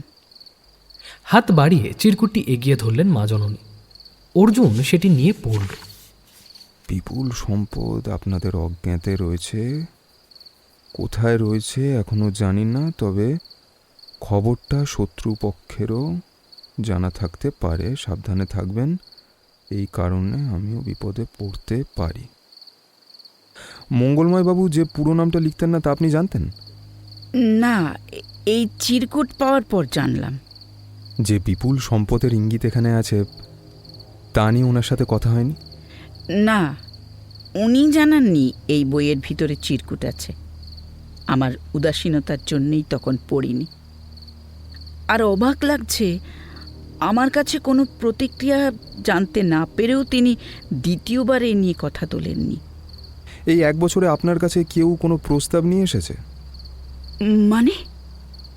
মানে সেন বংশের কোনো অজানা শরিক কি এর মধ্যে আপনার কাছে এসেছেন? না। আপনার এই বাড়িতে কতজন মানুষ থাকেন, মানে কর্মচারী এবং আপনারা মিলিয়ে? এখন এখানে আমি ছাড়া আমার এক দেওর থাকেন। তিনি মানসিক প্রতিবন্ধী। দেখলে বোঝা যাবে না, কিন্তু তার ব্রেইন কাজ করে না। কথা বলেন খুব কম, 60-এর কাছে বয়স। সারাদিন ঘরে শুয়ে টিভি দেখেন। আসলে কিছুই দেখেন না, শুধু বিকেল হলে ছাদে যান পায়চারি করতে। কিন্তু কখনোই ছাদের ধারে যাবেন না। যা কিছু হাঁটাহাঁটি তা ছাদের মাঝখানে। আমার একমাত্র ছেলে শিকাগোতে থাকে, খুব বড় চাকরি করে সে। 2 বছর অন্তর এখানে আসে। তার খুব ইচ্ছে যে এসব বিক্রি করে আমি ওখানে চলে যাই। আমার বিন্দুমাত্র ইচ্ছা নেই। বছর 2 আগে সে বিয়ে করে স্ত্রীকে নিয়ে এখানে এসেছিল। মেয়েটিকে অপছন্দ হয়নি আমার, স্পেনের মেয়ে। এছাড়া এই বাড়িতে কর্মচারীর সংখ্যা 12। বেশিরভাগই দীর্ঘকাল কাজ করছে। মঙ্গলাবাবুর দুর্ঘটনার রাত্রে কেউ এ বাড়ির বাইরে পা বাড়ায়নি। আমি খুঁটিয়ে জেরা করে জেনেছি। আপনার দেওর কি এখন ঘুমিয়ে পড়েছেন? হ্যাঁ, ওনাকে ওষুধ খাইয়ে দেওয়া হয়। ঘুমের সময় হয়ে গিয়েছে। তাহলে কাল সকালে ওনার সঙ্গে কথা বলা যাবে আশা করি। আপনি বোধহয় আমার কথা বুঝতে পারেননি।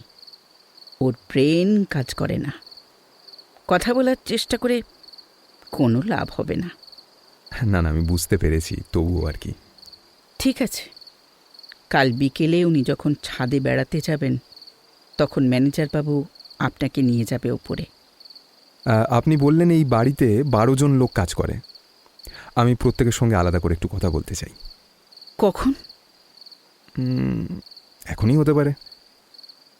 এখানে অসুবিধা হলে আমি যেখানে রয়েছি সেখানে পাঠিয়ে দিন। আর এই বইটি আমি যদি একটু নিতে পারি তাহলে খুব ভালো হয়। নিশ্চয়ই।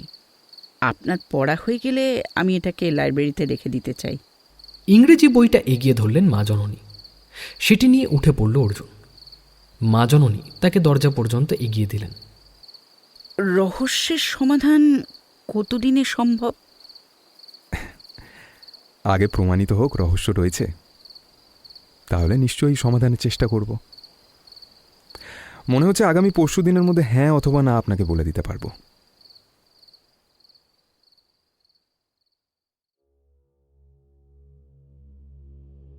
বইটির নাম ডেজ আফটার হি ফ্রেড। লেখকের নাম এম স্কট। বইটি ছাপা হয়েছে ১৯০৩ সালে, প্রকাশিত হয়েছে লন্ডন থেকে। ভূমিকায় লেখক সেন বংশকে বাংলার শেষ হিন্দু রাজাদের বংশ বলে উল্লেখ করেছেন। বইয়ে একটা ম্যাপও রয়েছে যেখানে বাংলা ভারতবর্ষের ঠিক কোনখানে তা দেখানো হয়েছে। মাত্র কয়েক পুরুষেই সেনরা বাংলার রাজা হয়ে গিয়েছিলেন। এই গ্রন্থ তাঁদের শেষ রাজা লক্ষণ সেন এবং তাঁর বংশধরদের জীবনযাপন নিয়ে লেখা।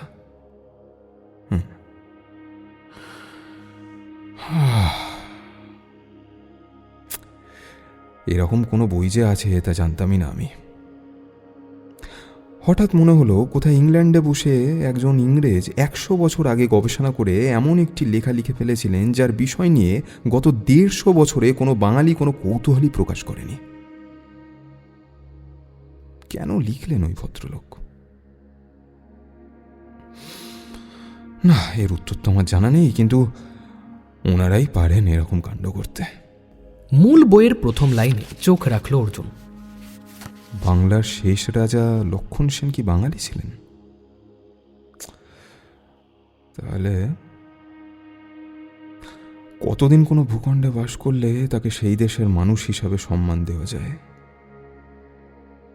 ইংল্যান্ডে ১৫০ বছর ধরে যে পরিবার বাস করছে তাঁরা যদি মিশর থেকে এসে এখানে থাকেন,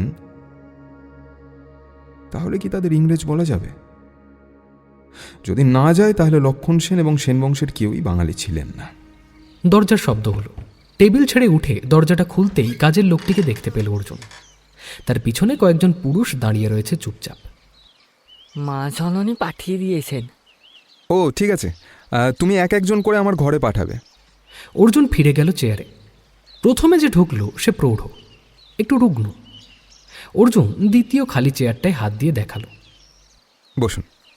না বাবু, ঠিক আছে, আমি দাঁড়িয়ে আছি। তোমার নাম কি? আগে ঘনশ্যাম দাস। কত বছর এই বাড়িতে কাজ করছো? ২৯ বছর। আগে জোগাড় দিতাম, এখন রান্না করি। তোমার বাড়ি কি এই গ্রামে? না, চাঁচলে। তা সেখানে নেই এখন কেউ। তোমার স্ত্রী, ছেলে, মেয়ে? না বাবু, আমি বিয়ে করিনি, এখানেই থাকি, কোথাও যাই না। মঙ্গলময় বাবুকে তোমার কেমন লাগতো? যখন চাকরি করতেন তখন খুব কড়া মানুষ ছিলেন। এখন তো শুধু বই নিয়ে পড়ে থাকতেন। কোনো কোনো রাত্রে খেতেও যেতেন না। খবর পাঠালে বলতেন খাবেন না। অনেক রাত্রে ঘুম ভাঙলে দেখতে পেতাম ওনার ঘরে আলো জ্বলছে। ওনার কাছে কেউ আসতো? আমি তো দেখিনি। গাছ থেকে পড়ে গিয়ে ওনার মৃত্যু হয়েছে, না ওনাকে কেউ খুন করেছে? কি করে বলবো বাবু। কোনো শত্রু ছিল ওনার? তা তো আমি জানি না। পরপর ৫ জন প্রায় একই কথা বলল। অল্প বয়স্ক একজন বলল, উনি খুব রাগী ছিলেন বলে আমি ওনার সামনে যেতাম না। ওনাকে কেন রাগী বলে মনে হতো তোমার? আমি একবার ওনার ঘর পরিষ্কার করতে গিয়ে বইতে হাত দিয়েছিলাম, দেখে উনি খুব রেগে আমায় অনেক বকাবকি করেছিলেন। ষষ্ঠ লোকটি ঘরে ঢুকে গোঁজ হয়ে দাঁড়ালো। এই লোকটি যে সে যাকে বাগানের গাছের আড়ালে দাঁড়িয়ে দেখেছিল অর্জুন, তাতে কোনো সন্দেহ নেই। তোমার নাম বকু? আগে হ্যাঁ বাবু। মঙ্গলময় বাবুকে কে খুন করেছে আমাকে বলতে পারবে? আমি জানি না বাবু, আমি সত্যিই জানি না। বাগানে গাছের আড়ালে লুকিয়ে আমাকে দেখছিলে কেন? আপনি আপনি মানে আমি কি? আপনি নতুন লোক কিনা তাই। তোমার কাজ তো বাড়ির পিছনে গোয়াল ঘরে, তাই না? আগে হ্যাঁ, 5টা গাই আছে, তার মধ্যে 3টে দুধ দেয়। মঙ্গলময় বাবুকে তুমি দেখেছো? হ্যাঁ দেখেছি বাবু। ওনার শরীরে কেমন জোর ছিল? গাছে উঠতে পারতেন? দোষ, উনি তো সিঁড়ি দিয়ে সোজা উঠতেই পারতেন না। বকু, তুমি কখনো ভূত দেখেছো? দেখেছি, এই বাড়িতে ভূত আছে বাবু। এ কথা কাউকে বলেছো? আগে হ্যাঁ, ওই ম্যানেজার বাবুকে বলেছিলাম আমি, তিনি বিশ্বাস করেননি। ওই ভূতটা গোয়াল ঘরের কাছেই ঘুরে বেড়ায় বাবু, তখন ওই গাইগুলো ছটপট করে ওঠে। নিজের চোখে দেখেছো? হ্যাঁ বাবু, ওই কালো জামা পরা ভূত। কথা বলেছ? কথা? ওরে বাবা, আমি তো ভয়ে চোখ বন্ধ করে নিয়েছিলাম। কতবার ভূতটাকে দেখেছ? 2 বার দেখেছি বাবু, 2 রাতে। ঠিক আছে, এইসব কথা আর কাউকে বলার দরকার নেই কিন্তু। যাও, আসতে পারো এখন।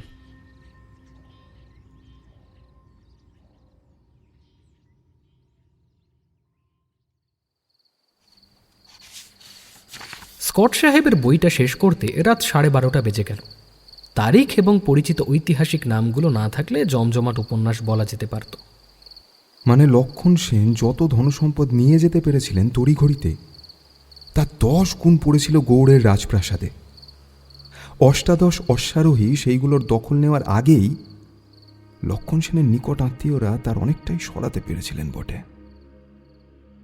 লক্ষণ সেনের হাতে রাজশক্তি থাকায় তিনি গৌড় থেকে পূর্ব বাংলায় পালিয়ে যাওয়ার সময় ভয়ঙ্কর নদীগুলো পার হতে সক্ষম হয়েছিলেন, কিন্তু সেই সুযোগ অন্য আত্মীয়দের ছিল না।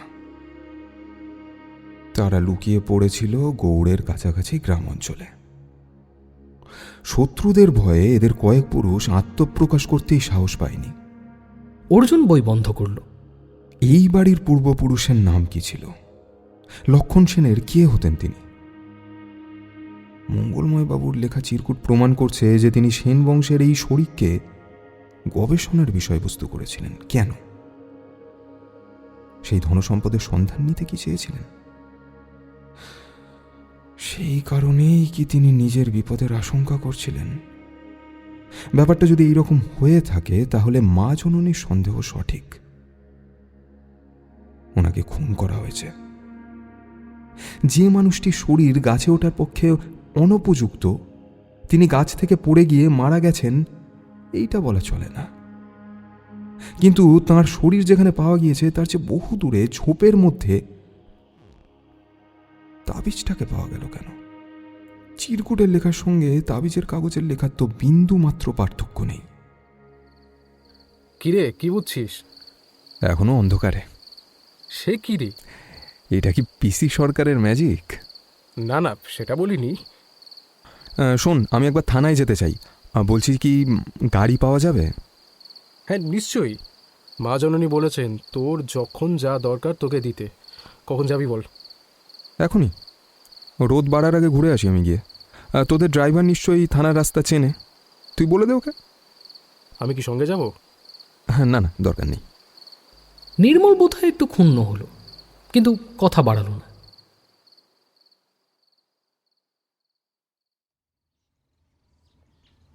ড্রাইভারের বয়স হয়েছে, গাড়িরও। খুব শান্ত ভঙ্গিতে গাড়িটা চলছিল। কতক্ষণ লাগবে? আগে গতি বাড়ালে তাড়াতাড়ি হবে। তখনই খেয়াল হলো এই লোকটিকে তার কাছে অন্যান্যদের সঙ্গে পাঠায়নি নির্মল, ফলে এনাকে জেরা করা হয়নি। আপনি সেনবাড়িতেই তো থাকেন? না, পাশের পাড়ায় আমার বাড়ি। রাত্রে ডিউটি না থাকলে বাড়ি ফিরে যাই। রাত্রে কি প্রায় ডিউটি করতে হয়? খুব কম। অর্জুন ইচ্ছা করেই আর কোনো প্রশ্ন করল না, কিন্তু ওর মনে হলো ড্রাইভার ভদ্রলোক যেন আরও প্রশ্ন শুনবেন বলে তৈরি হয়ে আছেন। ওই যে থানা। মাঠের একপাশেই আম কাঁঠালের গাছের ছায়ায় সুন্দর একটা বাড়ি।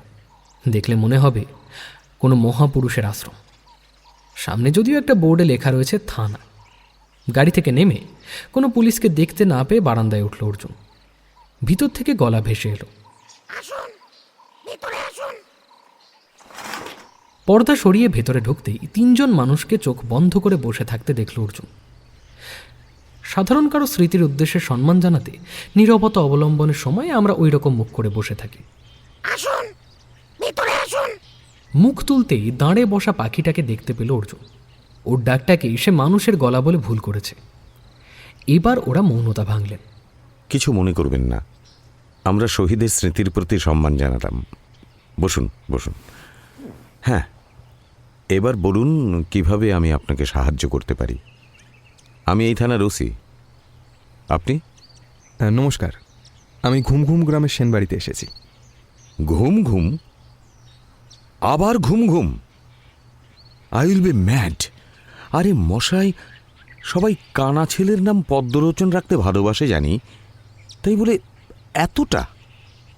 নামের সঙ্গে বিন্দুমাত্র সম্পর্ক নেই। আমি চেয়েছিলাম পুরো 1 বছরে আমার এলাকায় একটাও ক্রাইম হবে না। নো খুন, নো চুরি, নো রেপ, নাথিং। ব্যাস, বছরের শেষে আমি মহাশান্তির এপারে থেকে প্রাইজটা পেয়ে যাব। চাইলে কি হবে, হতে দেবে এরা? কি যেন বললেন? সেন বাড়িতে এসেছেন কেন? কি জন্যে? একটা মৃত্যুর তদন্ত করতে। তদন্ত? আপনি কি আইপিএস অফিসার? সিআইডি? দুটোর কোনোটাই নয়, আমি সত্য সন্ধানী। আপনি যদি আমাকে একটু সাহায্য করেন তাহলে আমার কাজের খুব সুবিধা হয়। সত্য সন্ধানী মানে ডিটেকটিভ? হ্যাঁ, খুব ইচ্ছে ছিল বুঝলেন, খুব ইচ্ছে ছিল জেমস বন্ড হওয়ার। হওয়া আর হলো না। হ্যাঁ, বলুন। সেনবাড়ির প্রাক্তন ম্যানেজার মঙ্গলময় দত্তকে গাছে তোলা হয়েছিল কেন? মঙ্গলময়? ও হ্যাঁ, গাছে না উঠলে নিচে পড়বেন কেন? আমি ওঠার কথা বলিনি, আমি তোলার কথা বলেছি। উনি যে বয়সে পৌঁছেছিলেন তাতে তো ওনার শরীর কিছুতেই নিজের চেষ্টায় গাছে উঠতে পারত না। ওসি কয়েক সেকেন্ড এমন চোখে তাকালেন যেন আজব কিছু দেখছেন। পঙ্গু যখন পাহাড় পেরিয়ে যায় তখন তো বিশ্বাস করতেই হয়, তাই না? 80 বছরের মানুষকে আমি ফুটবলের রেনবো কিক মারতে দেখেছি। মঙ্গলময়বাবু যে অবস্থায় মাটিতে পড়েছিলেন সেটা একমাত্র উপর থেকে পড়লেই সম্ভব। আপনার কি মনে হয় কেউ ওনাকে চ্যাংদোলা করে উপরে তুলে আচমকা ফেলে দিয়েছিল? যত সব।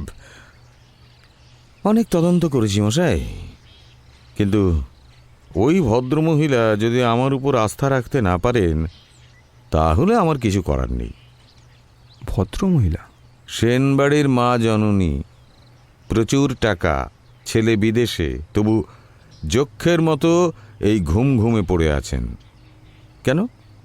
কেউ তো নেই এখানে। স্বামীর মৃত্যুর পর কেউ ওনাকে একদিনের জন্যও সেনবাড়ির বাইরে যেতে দেখেনি। কেন? এটা ওনার ব্যক্তিগত ব্যাপার অফিসার, কিন্তু আমার ধারণা মঙ্গলময় বাবুকে কেউ বা কারা ওই গাছের ওপরে নিয়ে গিয়ে নিচে ফেলে দিয়েছিল। আশ্চর্য! ওনাকে উপরে নেওয়া হলো আর উনি চেঁচালেন না? মাঝরাত্রে সেই চিৎকার শোনার জন্য হয়তো কেউ ছিল না, অথবা শরীরে প্রাণ না থাকায় তিনি চিৎকার করতেই পারেননি। তার মানে ওনাকে মেরে ফেলে গাছের উপর থেকে ছেড়ে দিয়েছিল অ্যাক্সিডেন্ট প্রমাণ করতে? আরে দূর, এমন রিস্ক কেউ নেয়? গাঁজাখুরি চিন্তা। আপনার নামটা কি মশাই? কোত্থেকে আসছেন? আমি অর্জুন, আমি জলপাইগুড়ি থেকে আসছি। জলপাইগুড়ি? ওটা তো মফস্বল শহর। ওখানে কোনো ডিটেকটিভ থাকে? সত্য সন্ধানী। এই সময় যে দুজন উর্দি পড়া মানুষ এতক্ষণ চুপচাপ বসেছিলেন তাদের একজন তাড়াতাড়ি উঠে ওসির কানের কাছে মুখ এনে ফিসফিসিয়ে কিছু বলতেই ওসির চোখ বড় হলো। যা, নমস্কার। নমস্কার অর্জুনবাবু। আসলে আপনি এত ইয়াং, বুঝতে পারিনি। কে না শুনেছে আপনার নাম। আপনি নর্থ বেঙ্গলের গর্ব, বাট মানুষ মাত্রই তো ভুল করে। আপনি কিছু মনে করবেন না, মহামানুষ তো নন। পোস্টমর্টেম রিপোর্ট বলছে উপর থেকে পড়ে গিয়ে হাড়গোড় ভেঙেছে, সাডেন শকে প্রাণ বেরিয়ে গেছে। এটা বিজ্ঞানসম্মত ব্যাপার। আচ্ছা, চা খাবেন? ধন্যবাদ আপনাকে অনেক। আপনি কি খুব ব্যস্ত? আমি? না, একেবারেই না। আসলে আমার এখানে কোনো ক্রাইম হয় না। তা বলুন, কি করতে হবে? আমাদের এসপি সাহেব আপনার কথা খুব বলেন। চলুন তাহলে একটু ঘুরে আসি। চলুন। এই, আমি একটু ওনাকে নিয়ে সাইট সিংয়ে যাচ্ছি, বুঝলে? তোমরা থানায় থাকবে। চলুন চলুন, আমার জিপটা নিয়ে নিই, রাস্তাটা ভালো না। সেনবাড়ির ড্রাইভারকে অপেক্ষা করতে বলে পুলিশের জিপে উঠে বসল অর্জুন। ড্রাইভারের পাশে ওসি, তার পাশে অর্জুন। খারাপ লাগে, বুঝলেন? খুব খারাপ লাগে। কোন ব্যাপারে? যখন দেখি আমাদের উপর মানুষের আস্থা নেই, তখন মুষড়ে পড়ি। গ্রামের মানুষ যখন জানবে সেন মা জননী আমার উপর আস্থা রাখতে না পেরে জলপাইগুড়ি থেকে আপনাকে এনেছেন রহস্য সমাধানের জন্যে, তখন বুঝতেই পারছেন। এ কি বলছেন? আপনার সাহায্য ছাড়া আমার পক্ষে কোনো রহস্যের সমাধান করা সম্ভব নয়। এই আপনি আপনার গাড়িতে আমাকে নিয়ে যাচ্ছেন, এটাই তো আপনার উদারতা। আপনারা 5টা ঝামেলায় থাকেন, কখনো একটু আধটু ভুল হতেই পারে। আমি তো ম্যাজিশিয়ান হই যে আপনার চেয়ে বড় কিছু করে দেখাবো। যদি ভুল হয়ে থাকে কিছু, তাহলে সত্যিটা কী ছিল সেটা দেখার চেষ্টা করি মাত্র। মঙ্গলময় বাবুকে যে গাছের নিচে পাওয়া গেছিল সেখানেই চলুন তাহলে। এতদিন পরে সেখানে কি কোনো ক্লু খুঁজে পাবেন? কিছু কি বলা যায়? দূর থেকেই জায়গাটাকে জনশূন্য মনে হয়েছিল। গাছের পাশে গাড়ি দাঁড় করালে অর্জুন ডালটাকে দেখল। মঙ্গলময় বাবুকে মাটিতে পড়তে হলে ওই ওটার উপরে উঠতে হবে। প্রশ্ন হলো কেন উঠবেন? ফল টল পারতে? না না, তখন ফল ছিল না গাছে। তাহলে 80 পেরিয়ে যাওয়া শরীর ওপরে তুলে উনি কি ব্যায়াম করছিলেন? এটাও অসম্ভব। অর্জুন লাফিয়ে ডালটাকে স্পর্শ করল। তাহলে বলছেন ওনার ডেড বডি নিয়ে আসা হয়েছিল এখানে। কিন্তু এখানে কেন? আরও তো কত গাছ আছে যাদের ডাল নিচুতে, কিন্তু ডেড বডি নিয়ে এলো কোন পথ দিয়ে? উনি মারা গিয়েছিলেন কোথায়? কজন লোক ডেড বডি বয়ে এনেছিল? মরে গেলে শরীরের ওজন বেড়ে যায়। মঙ্গলময় বাবুর শরীরটাকে উপরে তুলতে কতজন লোক লেগেছিল? সব রহস্যময় মনে হচ্ছে। কিন্তু আপনি কিন্তু এখনো প্রমাণ পাননি যে ওনার শরীর এখানে বহন করে আনা হয়েছিল। তার মানে ধরুন ওনাকে এখানেই মেরে ফেলা হয়, তারপর ওজন বাড়ার আগেই কোনো মতে ওপরে তুলে নিচে ফেলে দিয়েছে। হ্যাঁ, তাই তো। এটা তো মাথায় আসেনি। কিন্তু কারা মারলো? ঠিক, কারা মারল, কেন মারল? এই দুটো প্রশ্নের উত্তর খুঁজতে গেলে ধরে নিতে হবে ওনাকে মারা হয়েছে। কিন্তু আপনি এখন একটা জরুরি প্রশ্ন করেছেন। কিরকম? এত গাছ থাকতে এই গাছ কেন? তাহলে খুনিরা রাস্তা দিয়ে এখানে আসেনি। ওরা ধরা যাক পাশের মাঠটা পেরিয়ে রাস্তায় উঠতেই প্রথমেই গাছটাকে পাওয়ায় আর সময় নষ্ট করেনি। তাই অন্য গাছের কথা ওদের মাথায়ও আসেনি। খারাপ বলেননি। চলুন তো মাঠটাকে ভালো করে দেখি। অবশ্য এত বড় মাঠ, তবে ফসল তোলার পর তো কেউ মাঠে পা দেয়নি। লোকটি খারাপ ধরনের নন, জটিলতা নেই বললেই চলে। এখন যেভাবে ঝুঁকে ঝুঁকে মাঠের ঘাস দেখছেন, তাতে বোঝা যায় নিজের তৈরি আত্মহত্যা থিওরিটা নিজেই এখন বিশ্বাস করছেন না। আচ্ছা, শ্মশানটা কোথায়? মাইল 3 দূরে, নদীর ধারে। কেন? সেখানেই তো মঙ্গলময় বাবুর শেষকৃত্য সম্পন্ন হয়েছিল। হ্যাঁ, শহরে পোস্টমর্টেম করিয়ে আবার বডি আনানো হয়েছিল। গ্রামের লোকজন কেউ বড় একটা যায়নি, সেনবাড়ির কাজের লোকেরাই গিয়েছিল। মাঠের ভিতর সন্দেহজনক কিছুই পাওয়া গেল না। অর্জুন মাঠ পেরিয়ে এদিকে জঙ্গল এলাকায় চলে এলো। খানিকটা এগোতেই অর্জুনের চোখ গেল যেই জিনিসটার উপরে, সেটা যে একটা রাবারের জুতো তা বুঝতে খানিকটা সময় লাগলো। ওসি আগে এগোলেন, জুতো ঠুকে রাবারের জুতোটিকে সোজা করলেন। বহুত পুরনো জুতো, একপাটি। কার কে জানে? আচ্ছা, মঙ্গলময় বাবু শরীর যখন পেয়েছিলেন তখন ওনার পায়ে কোনো জুতো ছিল? মনে করতে পারছি না। সম্ভবত না, কারণ গোড়ালি যে ভাঙা ছিল তা দেখেই বুঝতে পেরেছিলাম। জুতো থাকলে তো সেটা চোখে পড়তো। এটা কি ওনার একপাটি জুতো? জানি না উনি কি ধরনের জুতো পরতেন, আমি দেখিনি, তাই জন্য বলতে পারবো না। তাছাড়া লোকে এক পায়ে জুতো পরে তো বাড়ি থেকে বের হয় না। দ্বিতীয় জুতোটা তাহলে কোথায় গেল? ওরা যখন মৃতদেহ বহন করে নিয়ে যাচ্ছিল তখন পা থেকে খসে পড়তে পারে। তাহলে দ্বিতীয়টাও কাছে পিঠে আছে। যদি এটা মঙ্গলময় বাবুর জুতো হয় তবেই। নাও হতে পারে বলছেন? বলছি। দূর, ভাবলাম শেষ পর্যন্ত একটা ক্লু পাওয়া গেল, আপনি আবার গোলমাল করে দিচ্ছেন। দ্বিতীয় জুতোটাকে খুঁজে পাওয়া গেল না, কিন্তু খুঁজতে খুঁজতে ওরা রাস্তায় চলে এলো। শুনশান রাস্তা। জিপটাকে মাঠের মধ্যে দিয়ে এদিকে নিয়ে আসতে বলি, নইলে ফেরার সময় অনেকটা হাঁটতে হবে। তিনি চলে গেলেন মাঠের দিকে, ড্রাইভারকে নির্দেশ দিতে। মিনিট দুয়েক যাওয়ার পর রাস্তাটা একটু বাঁক নিতেই জায়গাটাকে চিনতে পারল অর্জুন। এই তো সেই বেলগাছ। ভূতেদের সংলাপ অনুযায়ী যে গাছে এখন রাগী তান্ত্রিক এবং ভৈরবী বিশ্রাম নিচ্ছেন। অর্জুন গতকাল যেখানে বসেছিল আজও সেখানে বসল। তাবিজটাকে যখন এখানে ওনার শরীর থেকে ছুঁড়ে ফেলা হয়েছিল তখন মঙ্গলময় বাবুকে এখানেই প্রাণ দিতে হয়েছে। কিন্তু মরার পর ওরা কষ্ট করে মাঠ পেরিয়ে অত দূর ওনাকে নিয়ে গেল কেন? এখানে তো ফেলে রেখে যেতে পারতো। পুরো ব্যাপারটা কেমন যেন গোল মেলে। এই সময় জিপের শব্দ কানে এলো। উঠে আসুন, উঠে আসুন, বসবেন না ওখানে। কেন? সাপ খুব থাকতে পারে তো, কাছে আসুন বলছি। জিপে উঠুন। কেন? আপনি তো বাইরের লোক, তাই জানেন না। গ্রামের মানুষ বিশ্বাস করে এখানে এই বেলগাছে সাধু সন্ন্যাসীদের আত্মা এসে কিছুদিন থাকেন। মানে ভূত প্রেত? ধুর, পুলিশের ওসি হয়ে ভূত প্রেতের কথা বলতে পারি? চাকরি থাকবে কি? গ্রামের মানুষেরা বিশ্বাস করে বলে এদিকে কেউ আসে না। উঠুন উঠুন। বেলগাছটা যদিও ছোট নয়, তবু অনেক সাধু সন্ন্যাসীদের আত্মা যদি একসঙ্গে চলে আসে না। আমি অত কথা জানি না।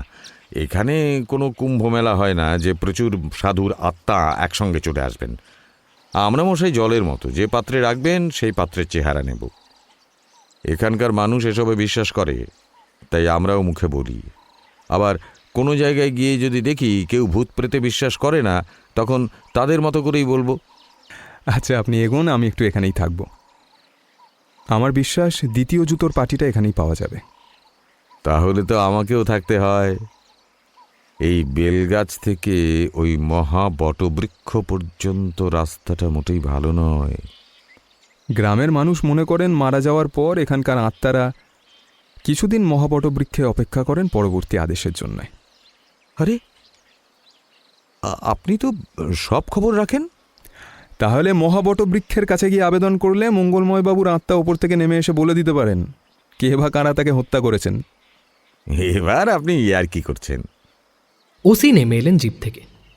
দ্বিতীয় জুতোটাকে খুঁজে পাওয়া গেল না। থানায় পৌঁছে ওসি বললেন, যদি কোনো সাহায্যের প্রয়োজন হয় নিঃসংকোচে জানাবেন। আমি বিকেলের দিকে একবার সেনবাড়িতে গিয়ে দেখা করেও আসতে পারি। আপনাদের মতো মানুষের সঙ্গে গল্প করলে অনেক কিছু শেখা যায়। অনেক ধন্যবাদ, কিন্তু এই এক পাটি জুতো যে মঙ্গলময় বাবুর তা যাচাই করা কিন্তু দরকার। সেই জন্যেই তো বিকেলে সেনবাড়িতে যাওয়ার কথা বললাম।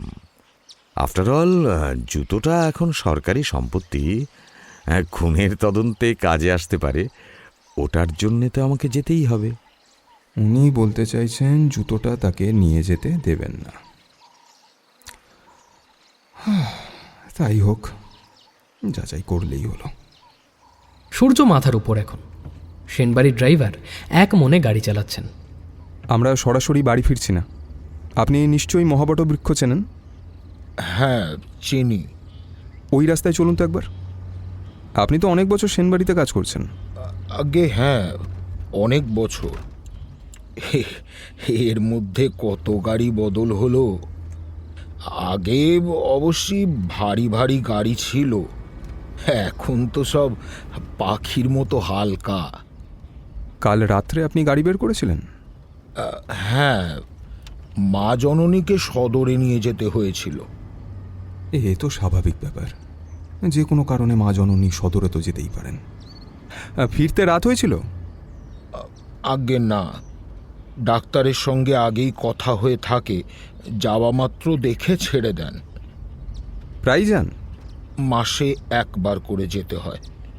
ও, দেখে তো মনে হয় না উনি অসুস্থ। অসুখ না থাকলে কি আর কেউ শখ করে ডাক্তারের কাছে যায়? তা গতকাল রাত্রে আপনি সেনবাড়িতেই থেকে গিয়েছিলেন? আগে হ্যাঁ। মঙ্গলময় বাবুর সঙ্গে মা জননীর কীরকম সম্পর্ক ছিল? ওই কর্মচারীর সঙ্গে মালিকের যেরকম সম্পর্ক থাকে আর কি। আচ্ছা, আমাকে একটা কথা বলুন তো, মা জননী কখনো তাকে কি বকাঝকা করতেন? না, আমার গাড়িতে বসে তো কখনো করেননি। আচ্ছা, গ্রামের মানুষের সঙ্গে সেনবাড়ির সম্পর্ক কীরকম? আগে প্রয়োজনের, মানে যে কোনো প্রয়োজনে চাঁদা নিতে হলে ওরা আসে, নিয়ে যায়। নিত্য যাওয়া আসা নেই? কার কাছে আসবে? সম্পর্ক হয় সমানে সমানে। মা জননী তো ওদের চেয়ে অনেক উপরে। এই যে আমি এখানে চাকরি করি বলে গ্রামের লোক আমাকে এড়িয়ে চলে। বড় লোকের ওপর রাগ বলে বড় লোকের কর্মচারীকেও পছন্দ করে না। অথচ চাঁদা নেওয়ার সময় হাতের পাতা প্রতিবার বড় করেছে। তার বেলায় লজ্জা নেই। এই যে এসে গিয়েছি। বৃদ্ধ ড্রাইভার গাড়ির গতি কমালেন। অর্জুন দূর থেকেই মহা বটবৃক্ষকে দেখতে পেল, যেন আকাশ আড়াল করে দাঁড়িয়ে আছে। অর্জুন ইশারা করল গাড়ি থামাতে। জায়গাটা ভালো নয় বাবু, বুঝেছেন? ভূত প্রেতেরা থাকেন এখানে? ড্রাইভার কিছু না বলে যেদিকে গাছ তার উল্টো দিকে গাড়ি দাঁড় করালেন। দরজা খুলে অর্জুন নেমে এলো। একেবারে গাছের নিচে চলে এসে উপরে তাকাতে সে আকাশ দেখতে পেল না। কেবলই মনে হচ্ছিল এই কাজ খুব রহস্যময়। দেখি সময় কত হলো। না, গজেন দাদুর প্রাত্যহিক ভ্রমণ অনেক আগেই শেষ হয়ে গিয়েছে। এবং তখনই চোখে পড়ল একটা ঝোপের পাশে গজেন দাদু পাথরের মূর্তির মতন বসে আছেন। তার লাঠি এক পাশে পড়ে আছে, মাথা সামনে ঝুঁকেছে। সে দৌড়ে কাছে যেতেই বুঝতে পারল বৃদ্ধ মারা যান। দাদু, কি হয়েছে আপনার? ঠিক আছেন? গজেন দাদু চোখ তুললেন, ঘোলা দৃষ্টি, চোখ লাল। আমি অর্জুন, গতকাল আলাপ হয়েছিল আপনার সাথে।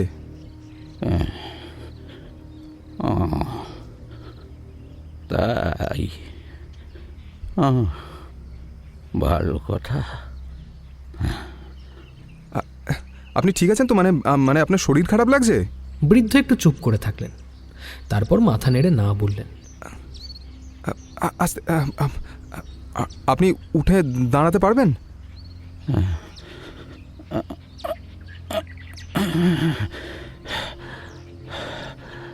শরীরের সব শক্তি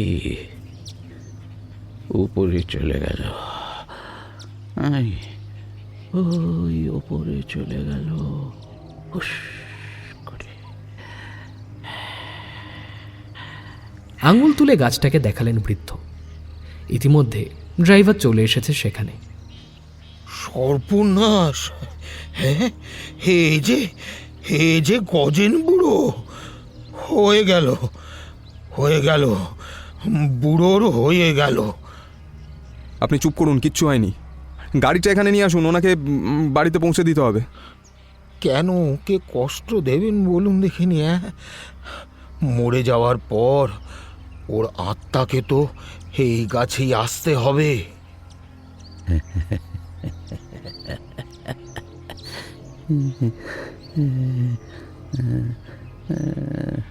কি মজা, কি মজা। ওরা বলল আমি নাকি সব জানি। এতদিন যখন বেঁচে আছি তখন কি আর জানি না? আমি বললাম এই গাছটাকে প্রথম দেখি আমার ল্যাংটা বয়সে। তাহলে তাহলে গাছটা আমার থেকে ও বেশি জানে। হ্যাঁ হ্যাঁ, ওকেই শুধাও, ওকেই শুধাও। কি সুদ হবে? তার আমি কি জানি। আদার ব্যাপারী জাহাজের খবর রাখবো কি করে? সেনেদের খবর সেনেরা জানে, আমরা তো ওদের প্রজা।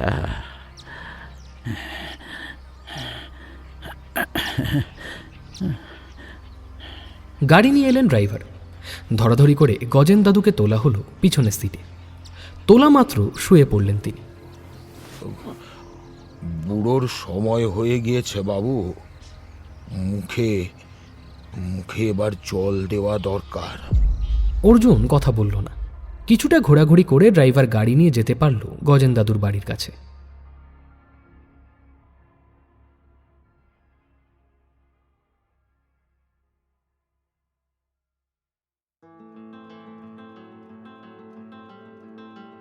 কি হলো তারপর জানতে গেলে শুনতে হবে গল্পের দ্বিতীয় তথা অন্তিম পর্ব কাল ঠিক রাত 9টায়। আর কেমন লাগলো আজকের পর্বটি জানাতে ভুলবেন না আপনাদের মূল্যবান কমেন্টসের মাধ্যমে। আর যদি খুব ভালো লেগে থাকে চ্যানেলটি সাবস্ক্রাইব করে পাশে থাকা বেল আইকনটি প্রেস করতে ভুলবেন না, যাতে আমরা যখনই নতুন কোনো ভিডিও আপলোড করব আপনাদের কাছে নোটিফিকেশন পৌঁছে যায়। আজকের গল্প পাঠে এবং গল্পের সূত্রধার ছিলাম আমি সন্তু। গল্পের বিভিন্ন চরিত্রে যারা অভিনয় করেছেন তাদের ডিটেলস দেওয়া থাকবে ডেসক্রিপশন বক্সে। আজকের গল্পের বেতার নাট্যরূপ দিয়েছে সুরজিৎ। গল্পের প্রচ্ছদ অলঙ্করণে রৌনক, শব্দ সংযোজন এবং আবহে দাস স্টুডিও, পরিকল্পনা এবং পরিচালনায় আমি সন্তু। তাহলে আজকের জন্য এটুকুই। ফিরছি কাল ঠিক রাত 9টায় গল্পের দ্বিতীয় তথা অন্তিম পর্ব নিয়ে। ততক্ষণ সঙ্গে থাকুন, শুনতে থাকুন আমাদের চ্যানেল রাজদেবী 2.0।